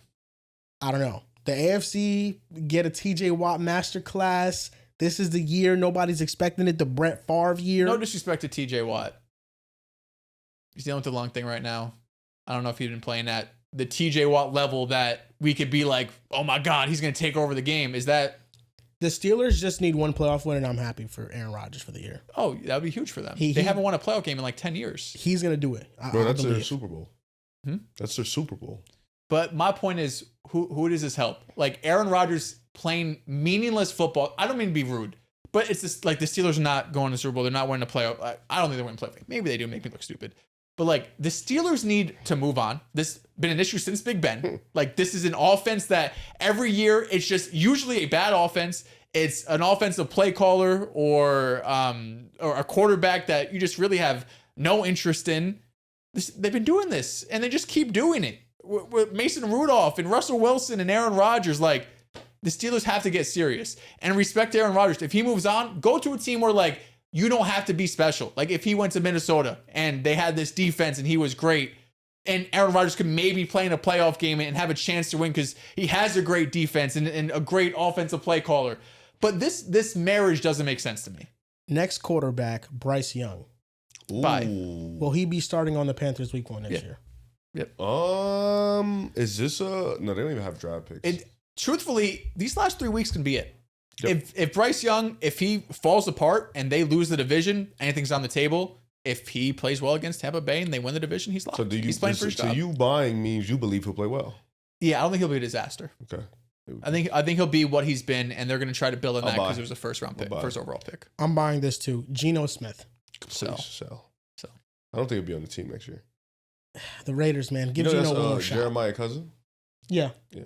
Jeremiah Smith. Next name up, JJ McCarthy. Jesus. Oh, I have to sell. You have to sell. I think they'll trade him for Joe Burrow. So he goes to Cincinnati. Yeah. Oh, McCarthy's part of the deal? Sure. I mean, you can't keep Burrow and McCarthy. You're right, 100%. I mean, well, I don't know. Burrow gets hurt.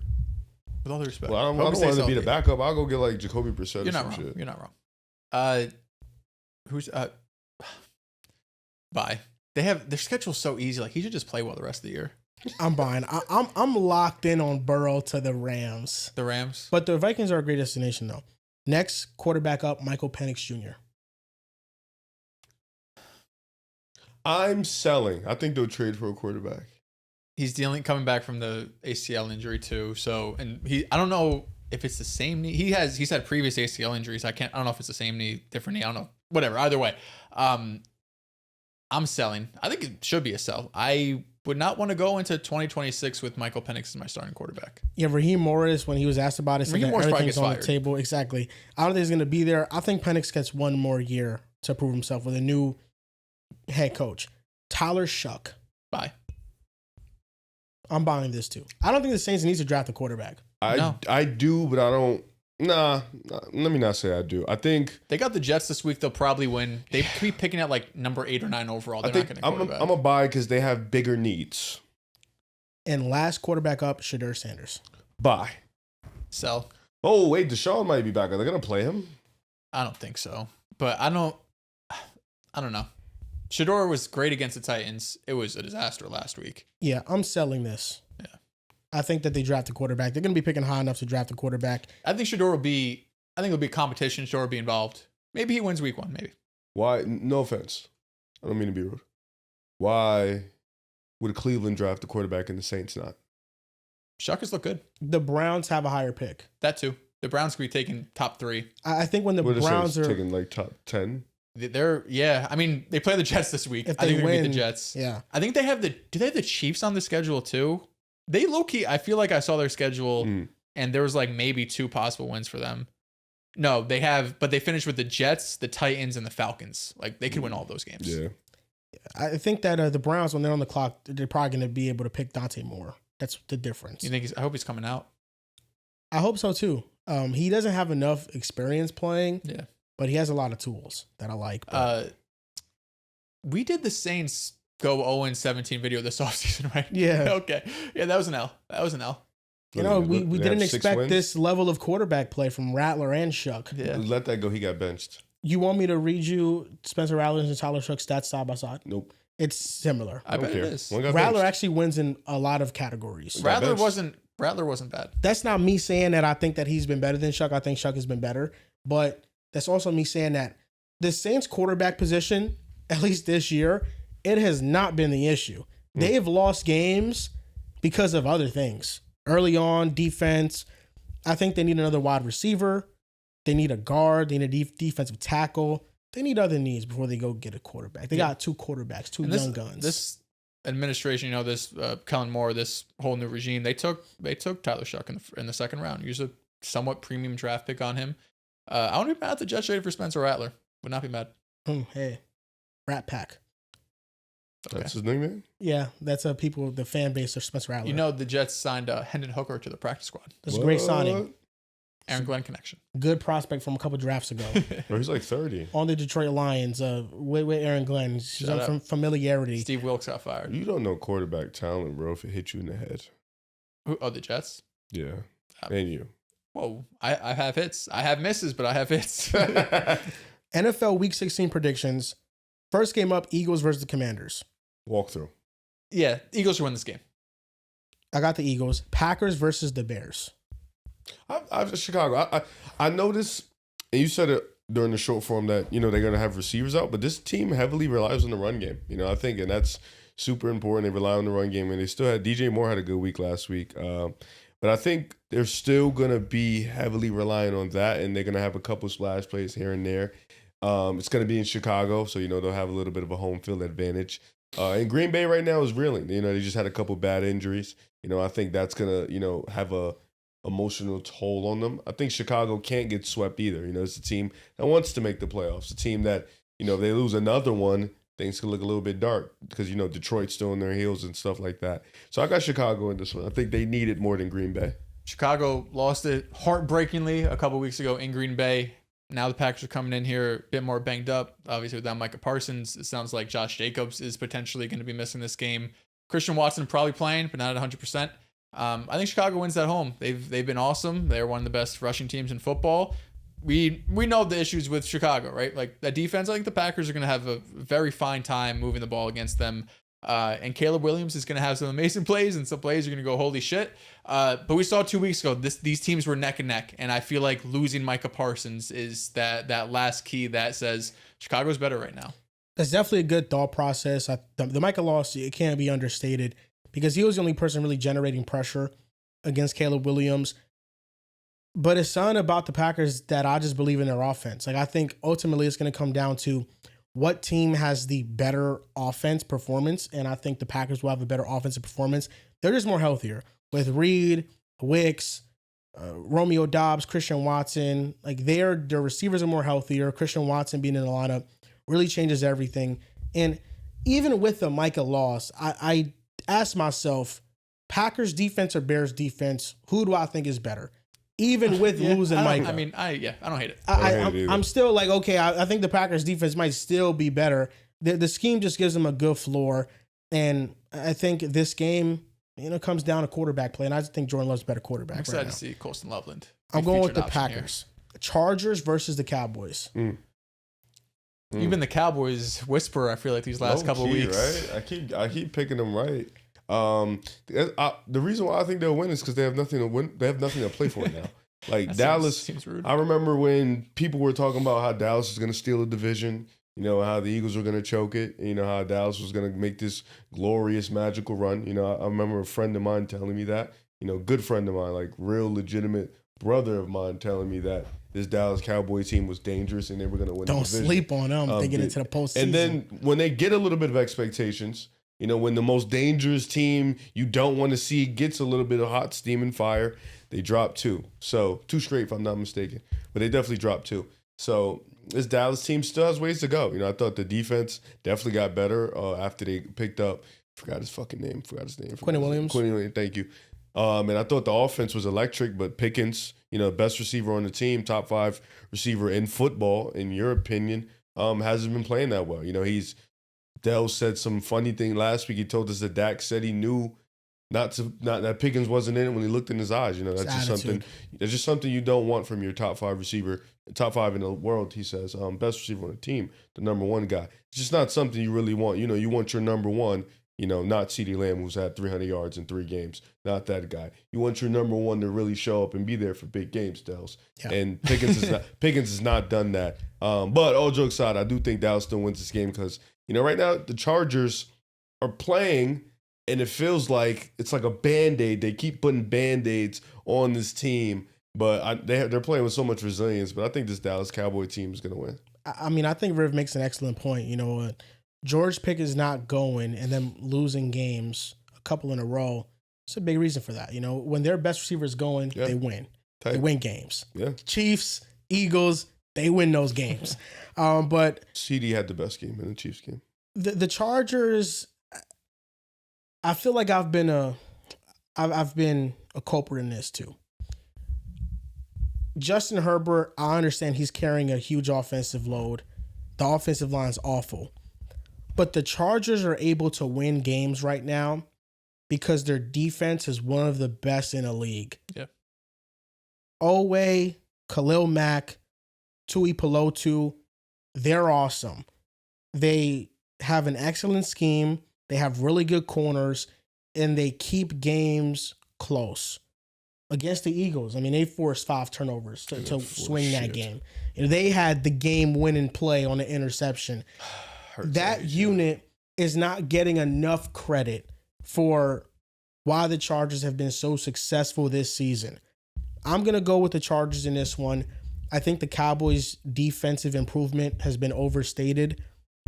I think Herbert can have a good game against this defense, and I think the Chargers' defense is right there at the top of the league with the top units. They might not be Seattle or Denver or Houston, but it's just a notch below. Like, they have a lot of talent, and their scheme is really good. Yeah, the Jags game is the one kind of sore thumb that they have, and that definitely stuck in my mind. They lose 35-6 against Jacksonville. But beyond that, you're right. We could talk about the struggles that Philly had to turn over that offense that many times. Chiefs, before Mahomes get down, you hold them to 13 points. They played, some Raiders and Titans in between there too, so maybe not the best comp. But I think the big question for this game, Quentin Williams, questionable. He's on track to play Sunday. He started the week not practicing DNP, limited, and then full this Friday. So it seems like he's going to be playing. But you can still pass all over Dallas. Their rushing defense has gotten a lot better since Quentin Williams has been there. But you've still been able to throw all over the secondary. I think with Ladd McConkey, Quentin Johnson, Keenan Allen, Gadsden, all guys that have quieted down since I think the really hot start they had in the beginning and kind of middle of the season. I think Justin Herbert could have a big game here. Next game, Vikings versus Giants. I'm going to take the Vikings. JJ McCarthy continues to play well, especially over the last couple of weeks. I think this is the week him and JJ get on track. Yeah, I think, you saw last week against Dallas, like we're just talking about, JJ McCarthy had one of his best games of the season. It's a really nice defense to go against if you need a get-right game. And the Giants aren't too dissimilar. It's a defense you could throw all over. It's going to be in MetLife, so I'm not sure what the weather's looking like on Sunday, but it's going to be in MetLife at I think it's a 1 o'clock game. So barring no weather, I'm with you, Riv. JJ McCarthy, Justin Jefferson should get on the right track. And if I'm the Giants, you should be trying to lose. You can get the first pick. And you probably won't take a quarterback because Dart's great, but you can get a haul potentially for that draft. I'm going with the Vikings. I like how JJ's been playing recently, JJ McCarthy, that is.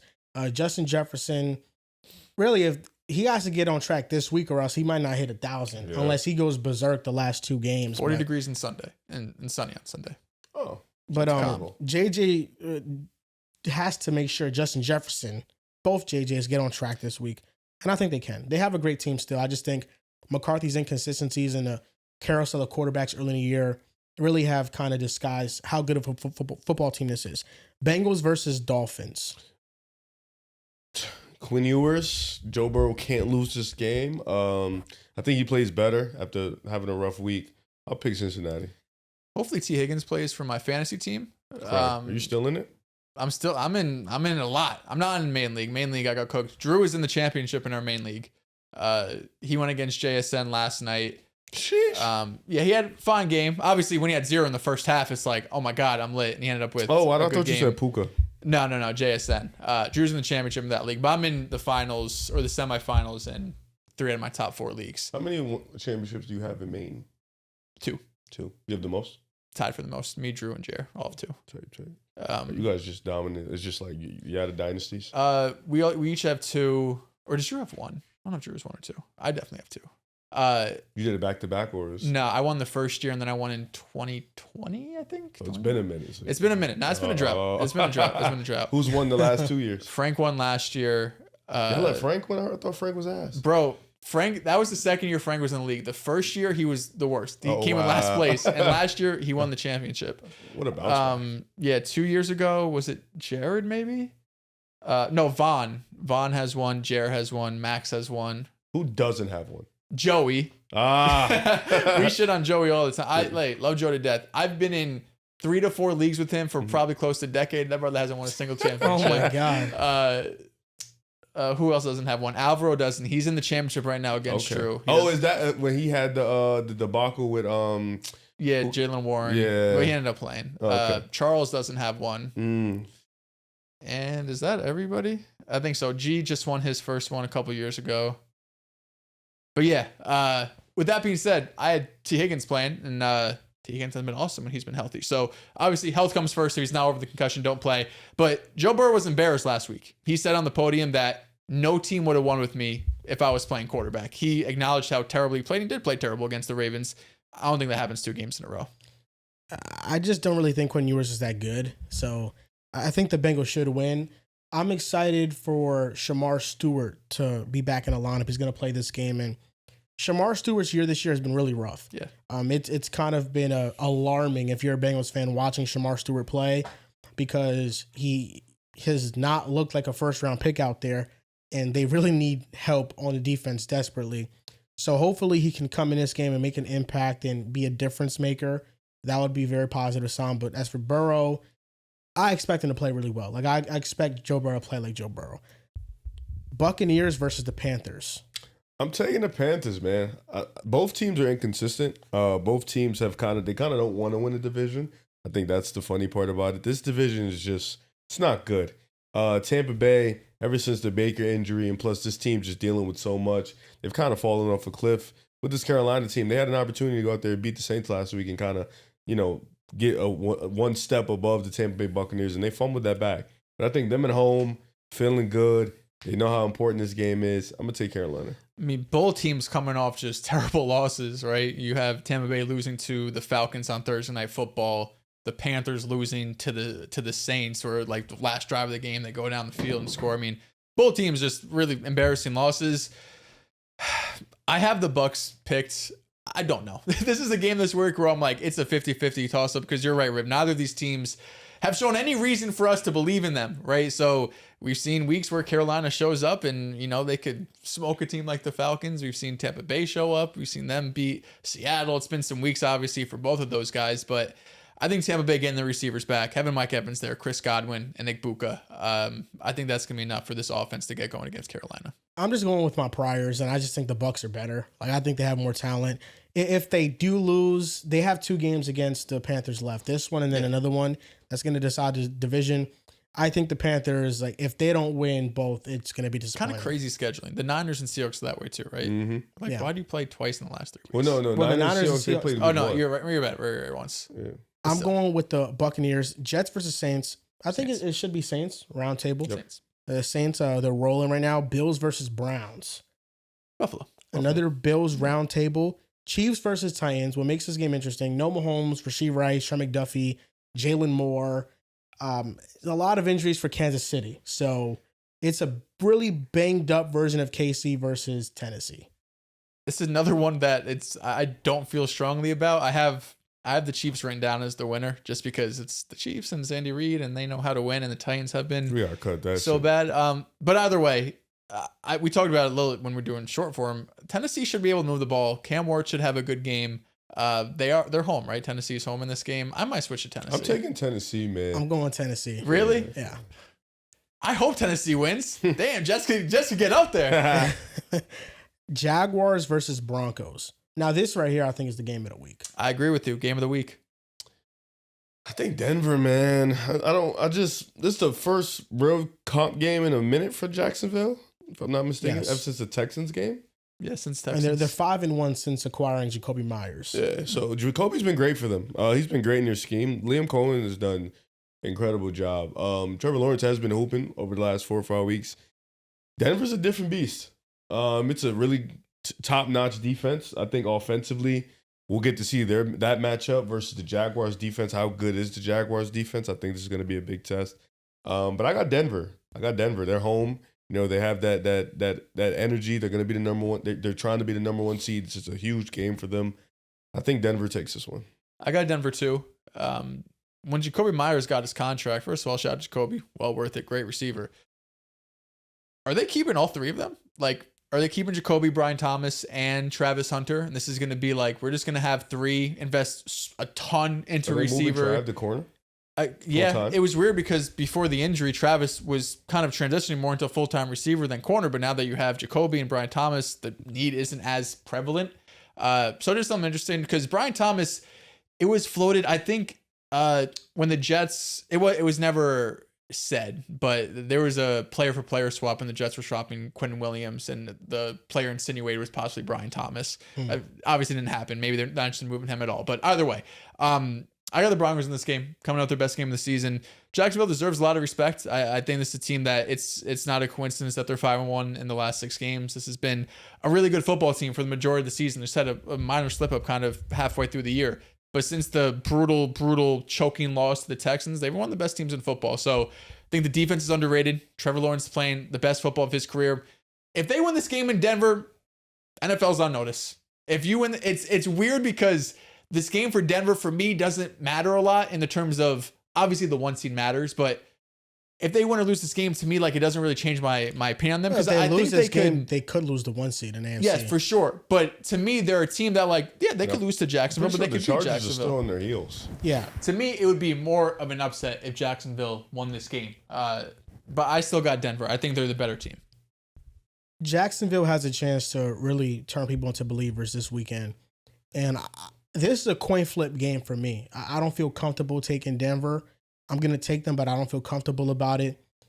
Jacksonville is one of the most complete teams in football quietly. Good pass protection, really good rush and attack. good receivers. You mentioned a point about Travis Hunter. I feel like locking up Myers and having BTJ now gives them flexibility to move Travis to corner and experiment with packages on offense, whatever it may be. But they have a really good group of receivers.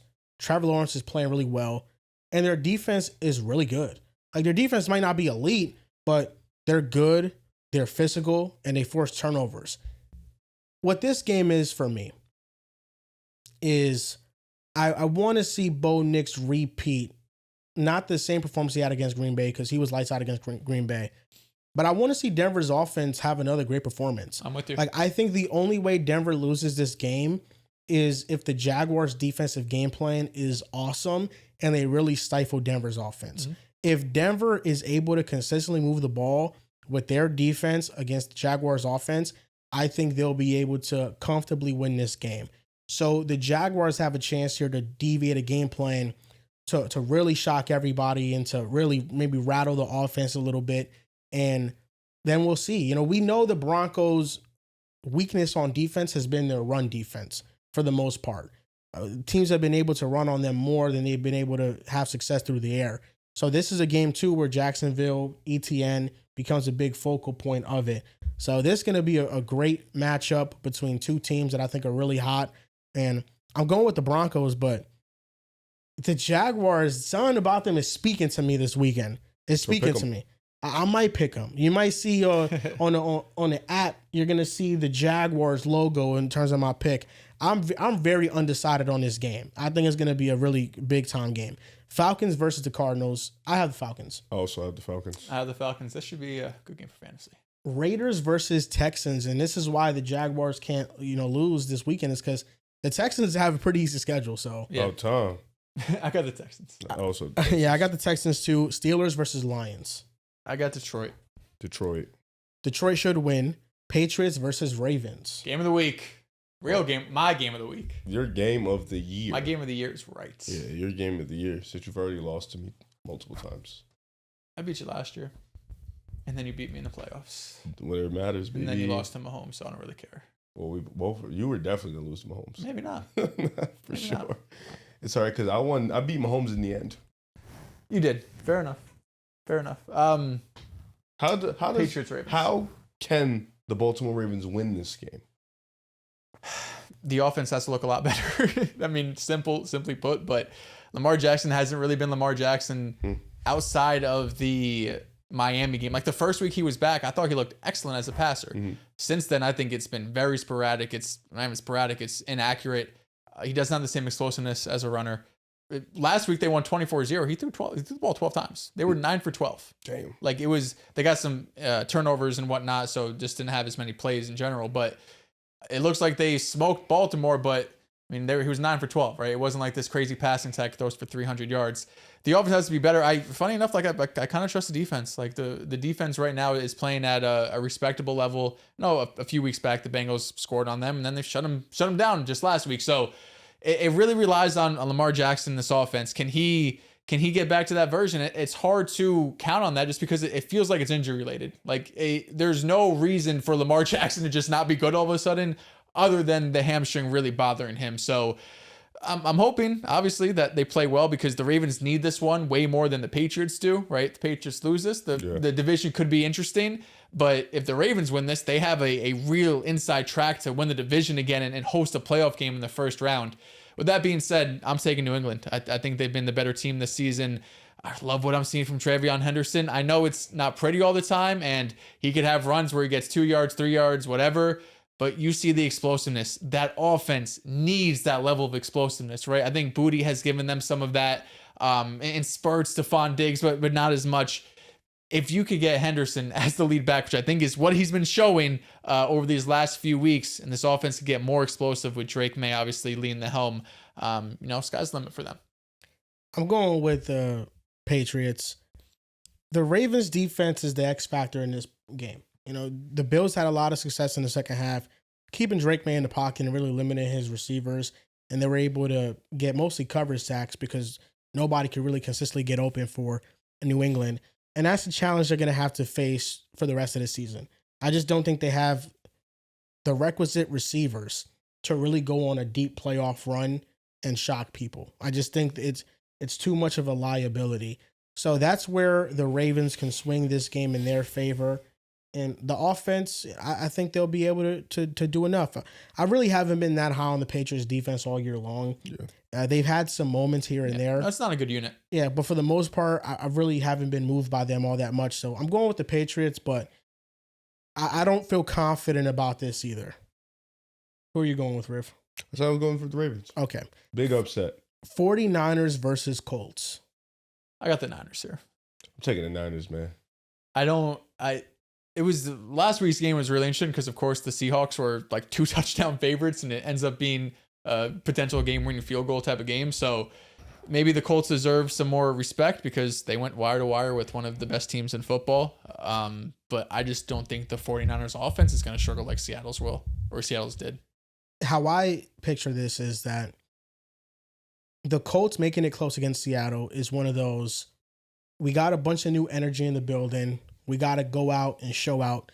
The Colts defense was lights out. Like they played, you could argue the best they played all season. Mm-hmm. A week removed from that, does that now wear off? Does that now, we're back to reality. And the reality is that the Colts have a 44-year-old quarterback and they're trying to make a playoff push. What I don't want to happen is I really don't want the Colts to get eliminated here because if they lose, they'll get eliminated. Anthony Richardson, though, he's been cleared. And that's the thing. It's like, they get eliminated, then Richardson probably starts for the rest of the year because there's nothing to lose. I'm interested. If they keep winning, Rivers keeps on starting, and I'm kind of not ready to let go of Rivers just yet. You haven't seen him play in 5 years. He's nuts, and we were fine. So not to be disrespectful, Philip Rivers, legend. Great quarterback. I want him to recapture, and I want him to have this Cinderella run. But no, I think the Niners are probably going to play really good football. Like, is Sauce Gardner, if he was playing in this game, I would pick the Colts. I just don't think the Colts have enough up front or on the back end to neutralize 49ers. Their offense has really been cooking recently. Sauce was never put on IR, right? So this calf must be more serious than they probably initially thought. It's just injury management at this point. That's true. I mean, they have being cautious. There's a good chance you don't. I mean, they traded 2 firsts for him. They don't want his Achilles to pop. And he's young too, so you want to keep him fresh. For sure. Exactly. So they're being cautious. Daniel Jones going out too definitely made that decision a little bit more different. Definitely. Who do you got? Niners? Purdy? Hell yeah. The Niners have probably been the most slept on team. Granted, schedule's talk about schedule. Yes, no, I was just about to say schedule's super second easiest schedule in the league. But team super unhealthy, unhealthy. They've been super banged up. So they just have season long. You know who they did beat though on their schedule? Seattle. Week 1. Yep, week 1 matters. That was a great game. Great game. Darnold fumble or sack, strip sack at the end of the game. It's always something. So that does it for our NFL Week 16 predictions. It should be a really fun week.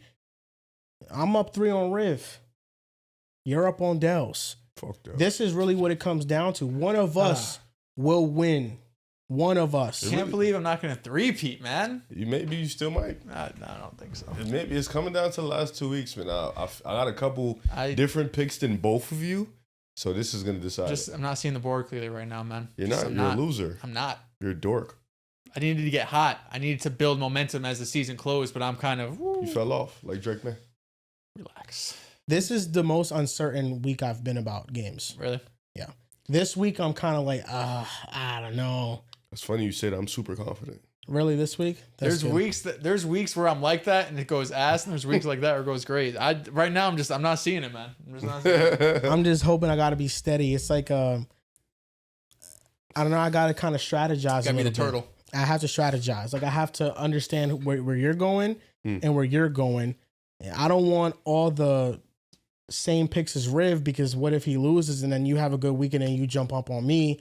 So I have to kind of have some the same as you, have some the same as Riv. I can't really play it how I thought I could play it early in the year. Low-key. Where it's like, okay, it's just me and somebody else, and I could just mimic the picks. No, this one, Riv coming back in the race is really forcing me to reevaluate my strategy. Riv's been cooking.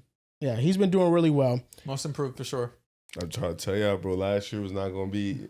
Every year I get the first year I finished in last. Last year I finished second to last. Third. No, because it's only we had John. Yeah. Right? So I finished fourth. This year. Who was last year? Was it John or Drew? I think it was Drew. No, I don't think Drew finished last year. It was John? Damn sure wasn't me. The year before. Was it you?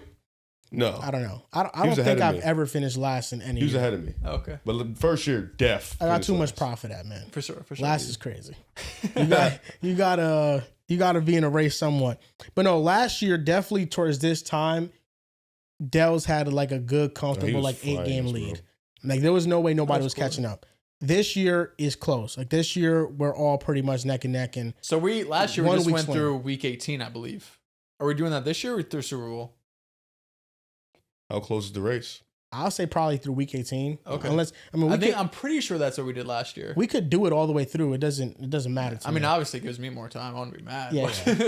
I think we did through week 18 last year. Week 18 though, but it's interesting. Week 18 makes things hard. Because I will say, like, if we ended week 18, if you are down, you're just gonna pick the opposite of everything. Correct. Regardless of like if you think it's the winner or not, you're just gonna pick the opposite and just throw something at the wall and hopefully it sticks. And with the randomness of that week, you get lucky with it.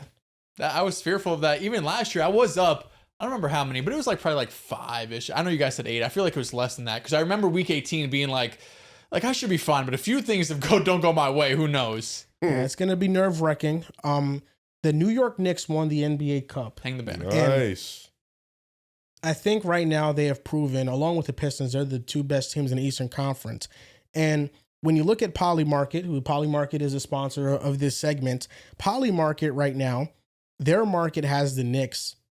They give them a 7% chance to win the championship. So the teams ahead of the Knicks are the Rockets, Nuggets, and Thunder. Are there any that you disagree with right now? I disagree with Houston.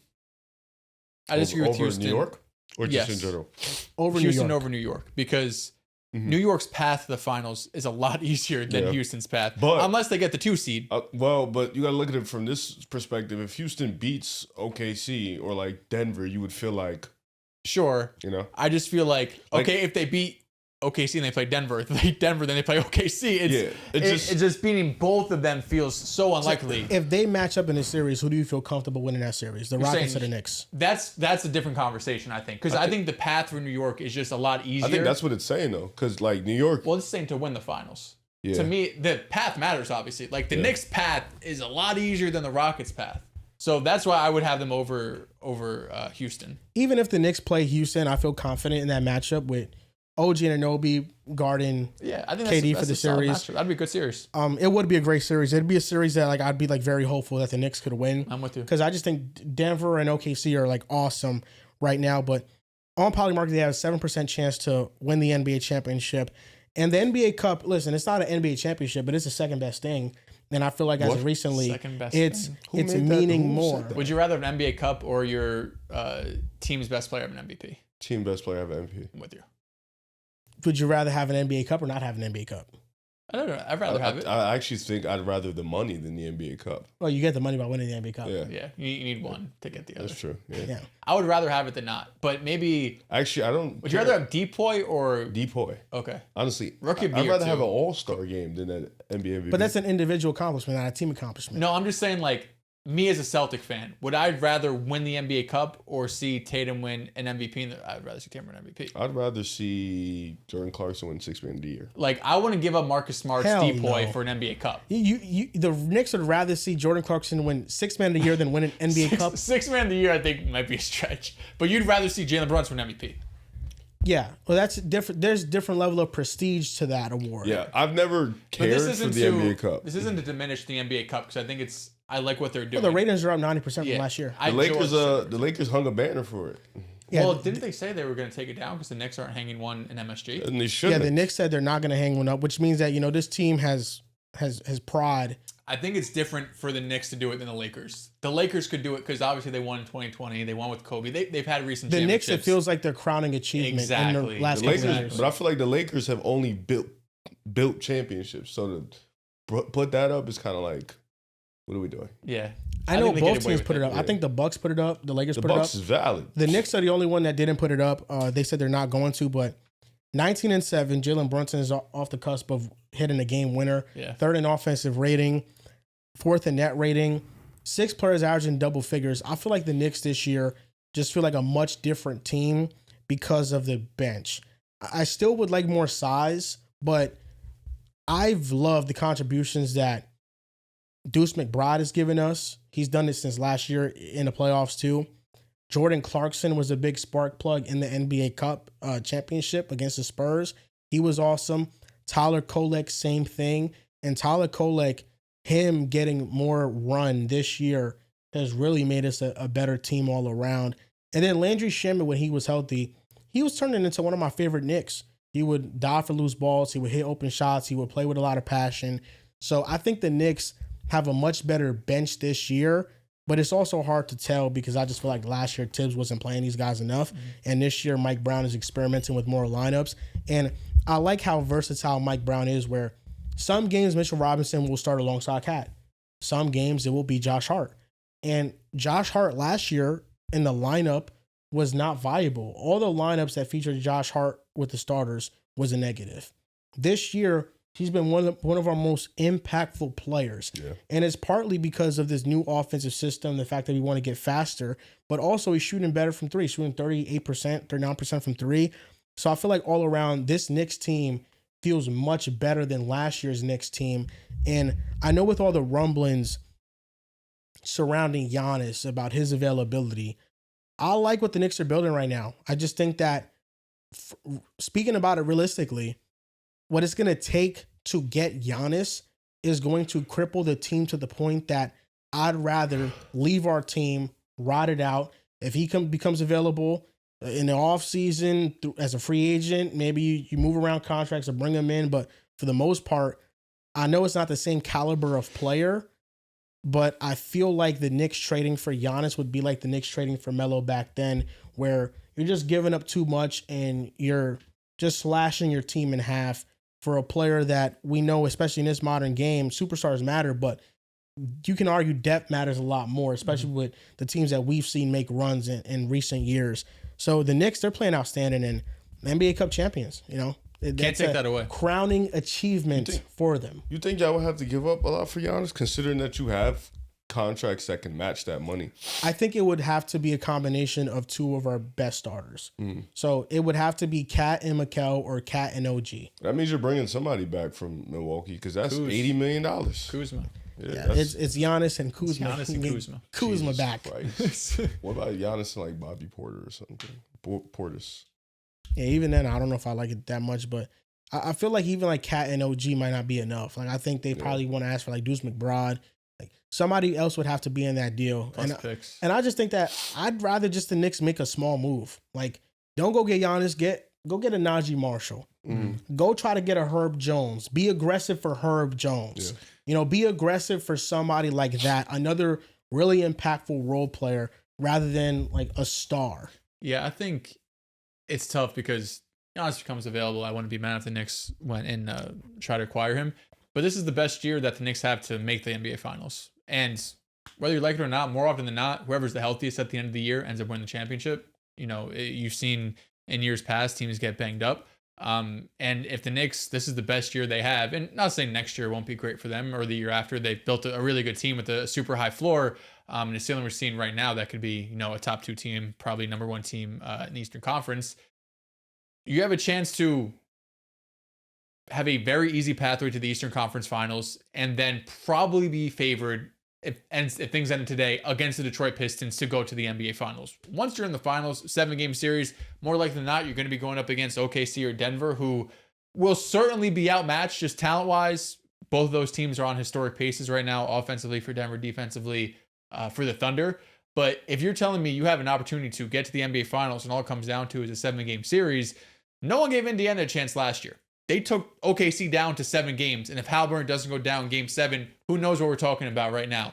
So if you have a chance, this has been, again, the best chance the Knicks have had since we've been alive, to make the finals, those aren't bad odds. You know, like, I know they're going to be heavily underdogged when it comes to two of those teams out west.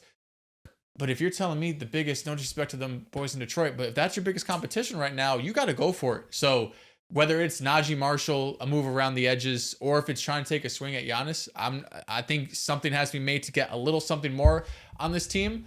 The end of the day, though, the Knicks, I said it earlier, great floor. The ceiling is what's hard to see. You don't feel like they have enough. feel like they have enough talents, but the talent I don't think mixes well when you have Jalen Brunson and Why Cat. you do a shot at Detroit? Because that was the toughest series. It would be, but I said I said that was last year. No, for sure, it was a tough series for them. We blew like toughest series that we won. Yeah, toughest series that they won. The toughest series that we won. The Pacers were our toughest series. We kind of got embarrassed. It wasn't tough. Y'all got your ass whipped. Yeah, that's why. My issue with the Knicks is just always gonna be Cat and Brunson. That's like it's just gonna come down to that. What if Brunson has a 2011 Dirk run? I mean, they tested Chandler. You don't think it's possible? You don't think it's possible? Just came out of nowhere. Well, I think that the East isn't crazy to where I'm looking at teams like you can't beat them. If the Knicks win a championship, it's because Brunson goes berserk. Yes. The pathway to get to the finals, sure, I think that they should be favored through that. But in the NBA Finals against OKC, all-time defense against Denver, a great elite level offense.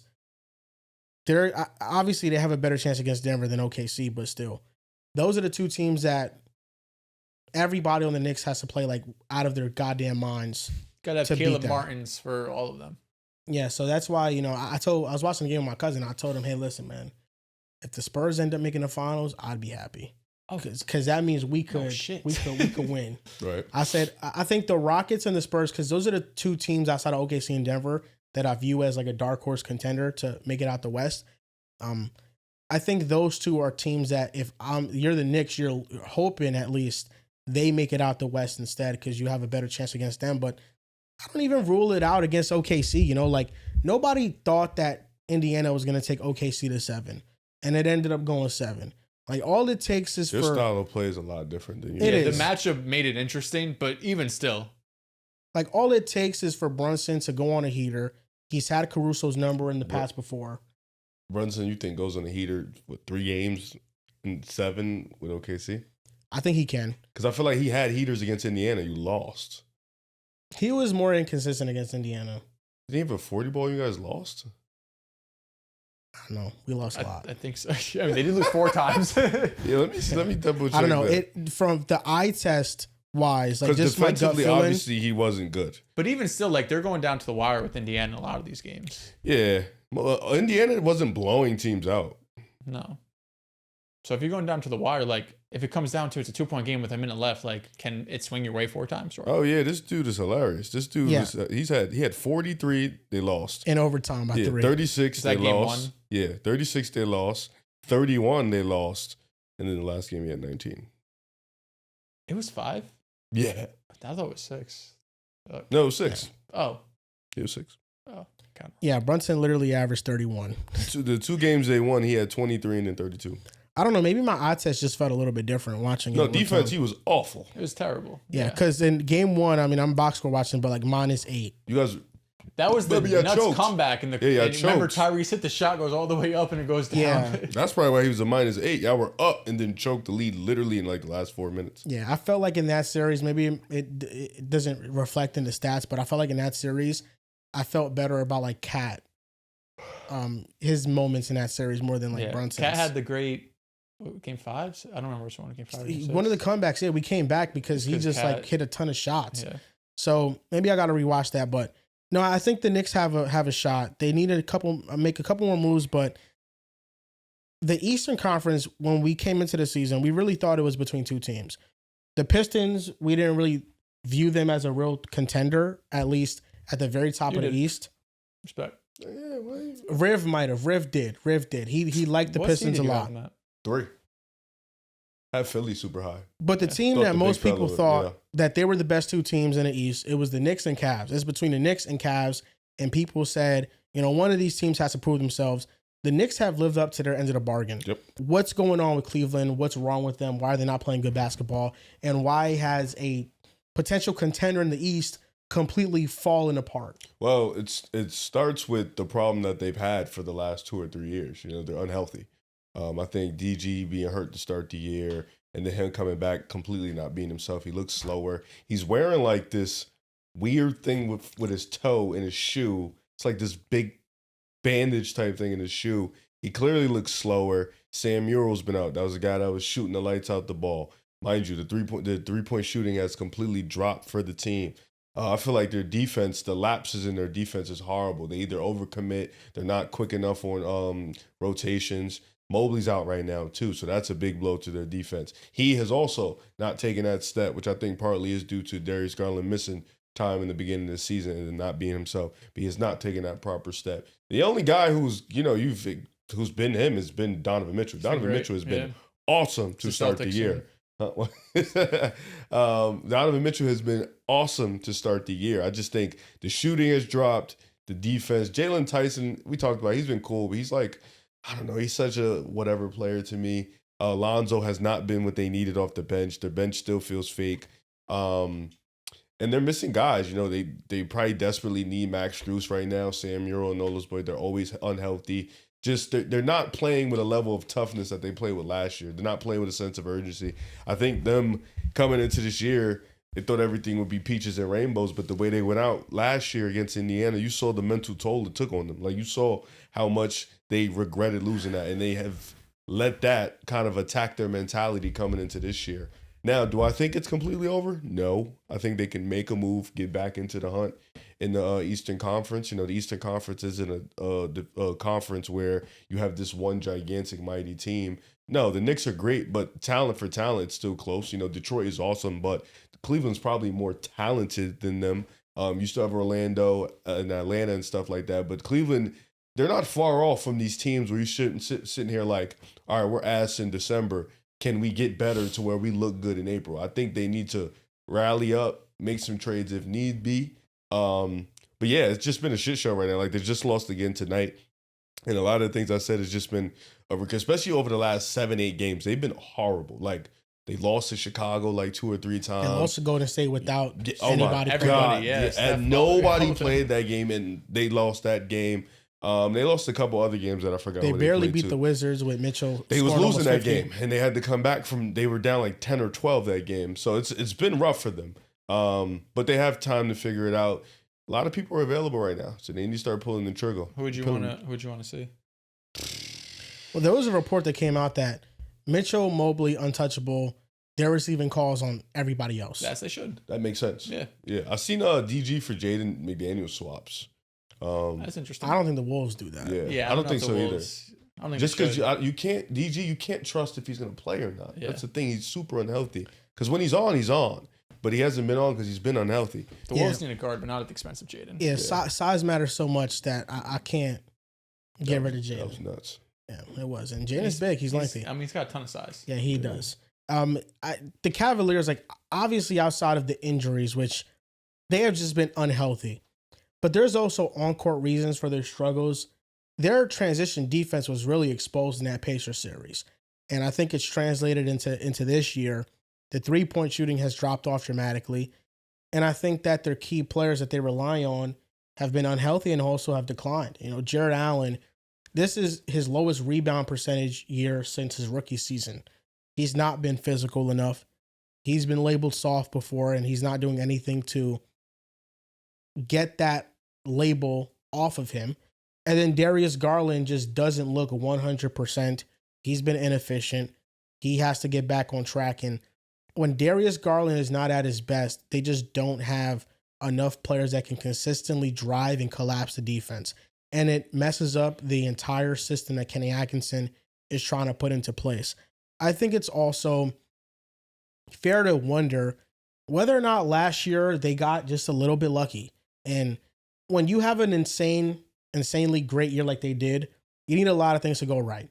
Ty Jerome was a 6-man of the year candidate. He hasn't played a game this year. Yeah, he got hurt. He's been hurt. So I think it was smart for them to move on from him because they knew they couldn't rely on him, but they got an excellent season from him. Ozzy Okoro shot 37% from 3. They got a healthy season from Garland, 50, 40, 90. Jared Allen was playing amazing. Okoro barely played last year, though. Yeah, he played 18 minutes per game. Like, he was a little bit impactful. And then Evan Mobley took a leap from where he was previously, but now you have an expectation for him to take another leap, and that just wasn't there this year. You kind of feel like he got a little bit less aggressive this season. Really, the only person that's translated and has been even better has been Donovan Mitchell. But all the things that went right for Cleveland last season in terms of health, 3-point shooting variance and just outlier performances they haven't gotten this year. And it's weird because they have enough talent to where, at least if I was running the team, I wouldn't be hasty in trying to move anybody. I think if any move happens, at least that's major, it happens in the offseason. But you got to wonder if this core, the time is coming soon for them to where they're not going to be on the same team together, with them being over the second apron.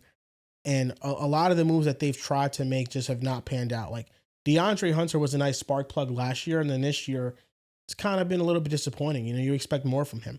So really, like we were talking about earlier, but Donovan Mitchell and Jalen Tyson to me have been like the most healthiest and consistent players. Of course, obviously outside of Evan Mobley too. But there's just a team that feels like a mess. And I don't feel like it's Kenny Atkinson's fault. I feel like the players need to execute. And you have to question their toughness too. Because a big thing of JB Bickerstaff rubbing these players the wrong way was he really demanded a lot of toughness from this team. And he goes to Detroit and they're awesome. They're number one in the East.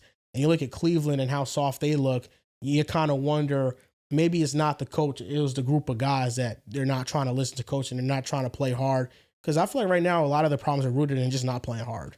Yeah, I think a lot of it just comes down to core too. You know, I think look around the NBA at any team who's had sustained success. You have your core, and then you have a group of role players that any given year, there could be injuries, there could be variance, they could be a couple games just don't go your way, but you could count on Jamal Murray and Jokic every year. You could count on the Jays every year. You're counting on, all these different teams, obviously SJ and everyone in OKC, but for the most part, cores are what give you like a really solid foundation. And Cleveland has shown that you can't trust this core, at least this core four. I think Evan Mobley and Donovan Mitchell, they have every right to be untouchable, even though Evan Mobley hasn't taken his game to another level like we saw last season.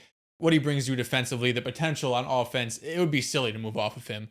But Jared Allen, Darius Garland, they're super expendable, right? The Garland-Mitchell backcourt was always super fun. It also kind of felt like not the final version of what the Cavs could be, just because they're both smaller guards who, both want to have the ball in their hands. So it feels like, especially with the injuries to Darius Garland, he's becoming more movable. He's becoming more available. And he's someone on the open market that can flip that around when it comes to toughness. I know we were talking in the group chat, a guy like Dylan Brooks, not saying that that's a Darius Garland package, but just someone that could come in and bring an attitude to this team, number one. And Dylan Brooks, in his own right, is averaging, over 20 a game. He's having a hell of a season for the Suns. But it comes down to the core, right? Like, you could talk about some of the shooting variant stuff, a lot of the injuries to the core players. Obviously, Ty Jerome is huge because of how impactful he was for this team last year. But I look at the core four that this team has had for the last few years. It's been injuries for the most part. And we're here, again, for third year in a row now, injuries. It's like, at some point, you got to point the finger and be like, all right, it's just not going to work out the way we have it constructed. So the talent's still there for them, right? But I think where they have them, was it 3% on Poly Market? That feels right. Like, it would be a pretty big shock to me if they were able to come out of this Eastern Conference, even as weak as the East is. It would be like the Celtics in 2022. Yeah. Starting the season off rough and then completely turning it around. The Cavaliers, I don't think it's a coincidence that they've lost to the Bulls on multiple nights in a row. And then a team they've also struggled with this year has been Toronto. And those are two teams that are fast. They push the pace. They're transition teams. They have plus athletes. At least Toronto does. Chicago is more, they just run and gun. But it's not a surprise that they struggle against those teams. I feel like Indiana kind of laid out the blueprint on how to attack this team. Yep. And Cleveland's transition defense has just been awful. Like, how many times has Mitchell made a shot and then they let up a basket quickly? It's just Cleveland right now, they have a lot of things to fix. And I think what it comes down to is just hopefully seeing that 3-point shooting rise back up and be more towards the median, because 3-point shooters that they've relied upon just have not hit their shots, and then just become more locked in defensively. I think that's the root of most of their problems this year. What do you think, Rick? Can they turn around? I think so. Turn around, like, win? Turn around, compete in the second round. Yeah. 6-7 game series. Yes. I think at their worst, they've done that. Like, I think what? But this is the worst they've looked in the regular season sometime. Yes. That's true. They just got to figure it out. Like, get healthy, regroup. They need a long week break. So they'll get that. They need the All-Star break in December. Or they need, I'm pretty sure Christmas they'll get a couple of days off. They need to regroup fast and in a hurry. I wouldn't mind making a small margin move, like maybe moving off one of those deals, packaging whoever for whoever, and seeing what you can get, because you got to think, like you mentioned, Donovan Mitchell's 30. Like he's getting up there, or maybe like 28, 29, but he's getting up there in age. How long are you going to be able to keep him happy? How long are you going to be able to keep him satisfied? He's continuing to improve his game. You know, Garland coming off a great year, can't stay healthy. Mobley, you kind of expect that from a young player, like a marginal jump at minimum, and he's kind of regressed a little bit. And then Jared Allen, they were been supposed to move off him, but, you know, you kind of want to keep Mobley at the 4. So can they do it? We'll see. We'll see. And that's going to do it for this episode of Pick a Side Podcast, episode 537. You guys can follow us on Twitter at Pick a Side Pod, on Instagram and TikTok at Pick a Side Podcast. We want to thank you guys again for supporting us. You guys are the reason why we're able to get this new Poly Market deal. Shout out to Poly Market for all these prediction percentages in the markets that they got going on. Shout out to them. And hopefully we get credentialed soon. We'll let you guys know if we're approved. Thank you for watching, and we'll see you guys next time.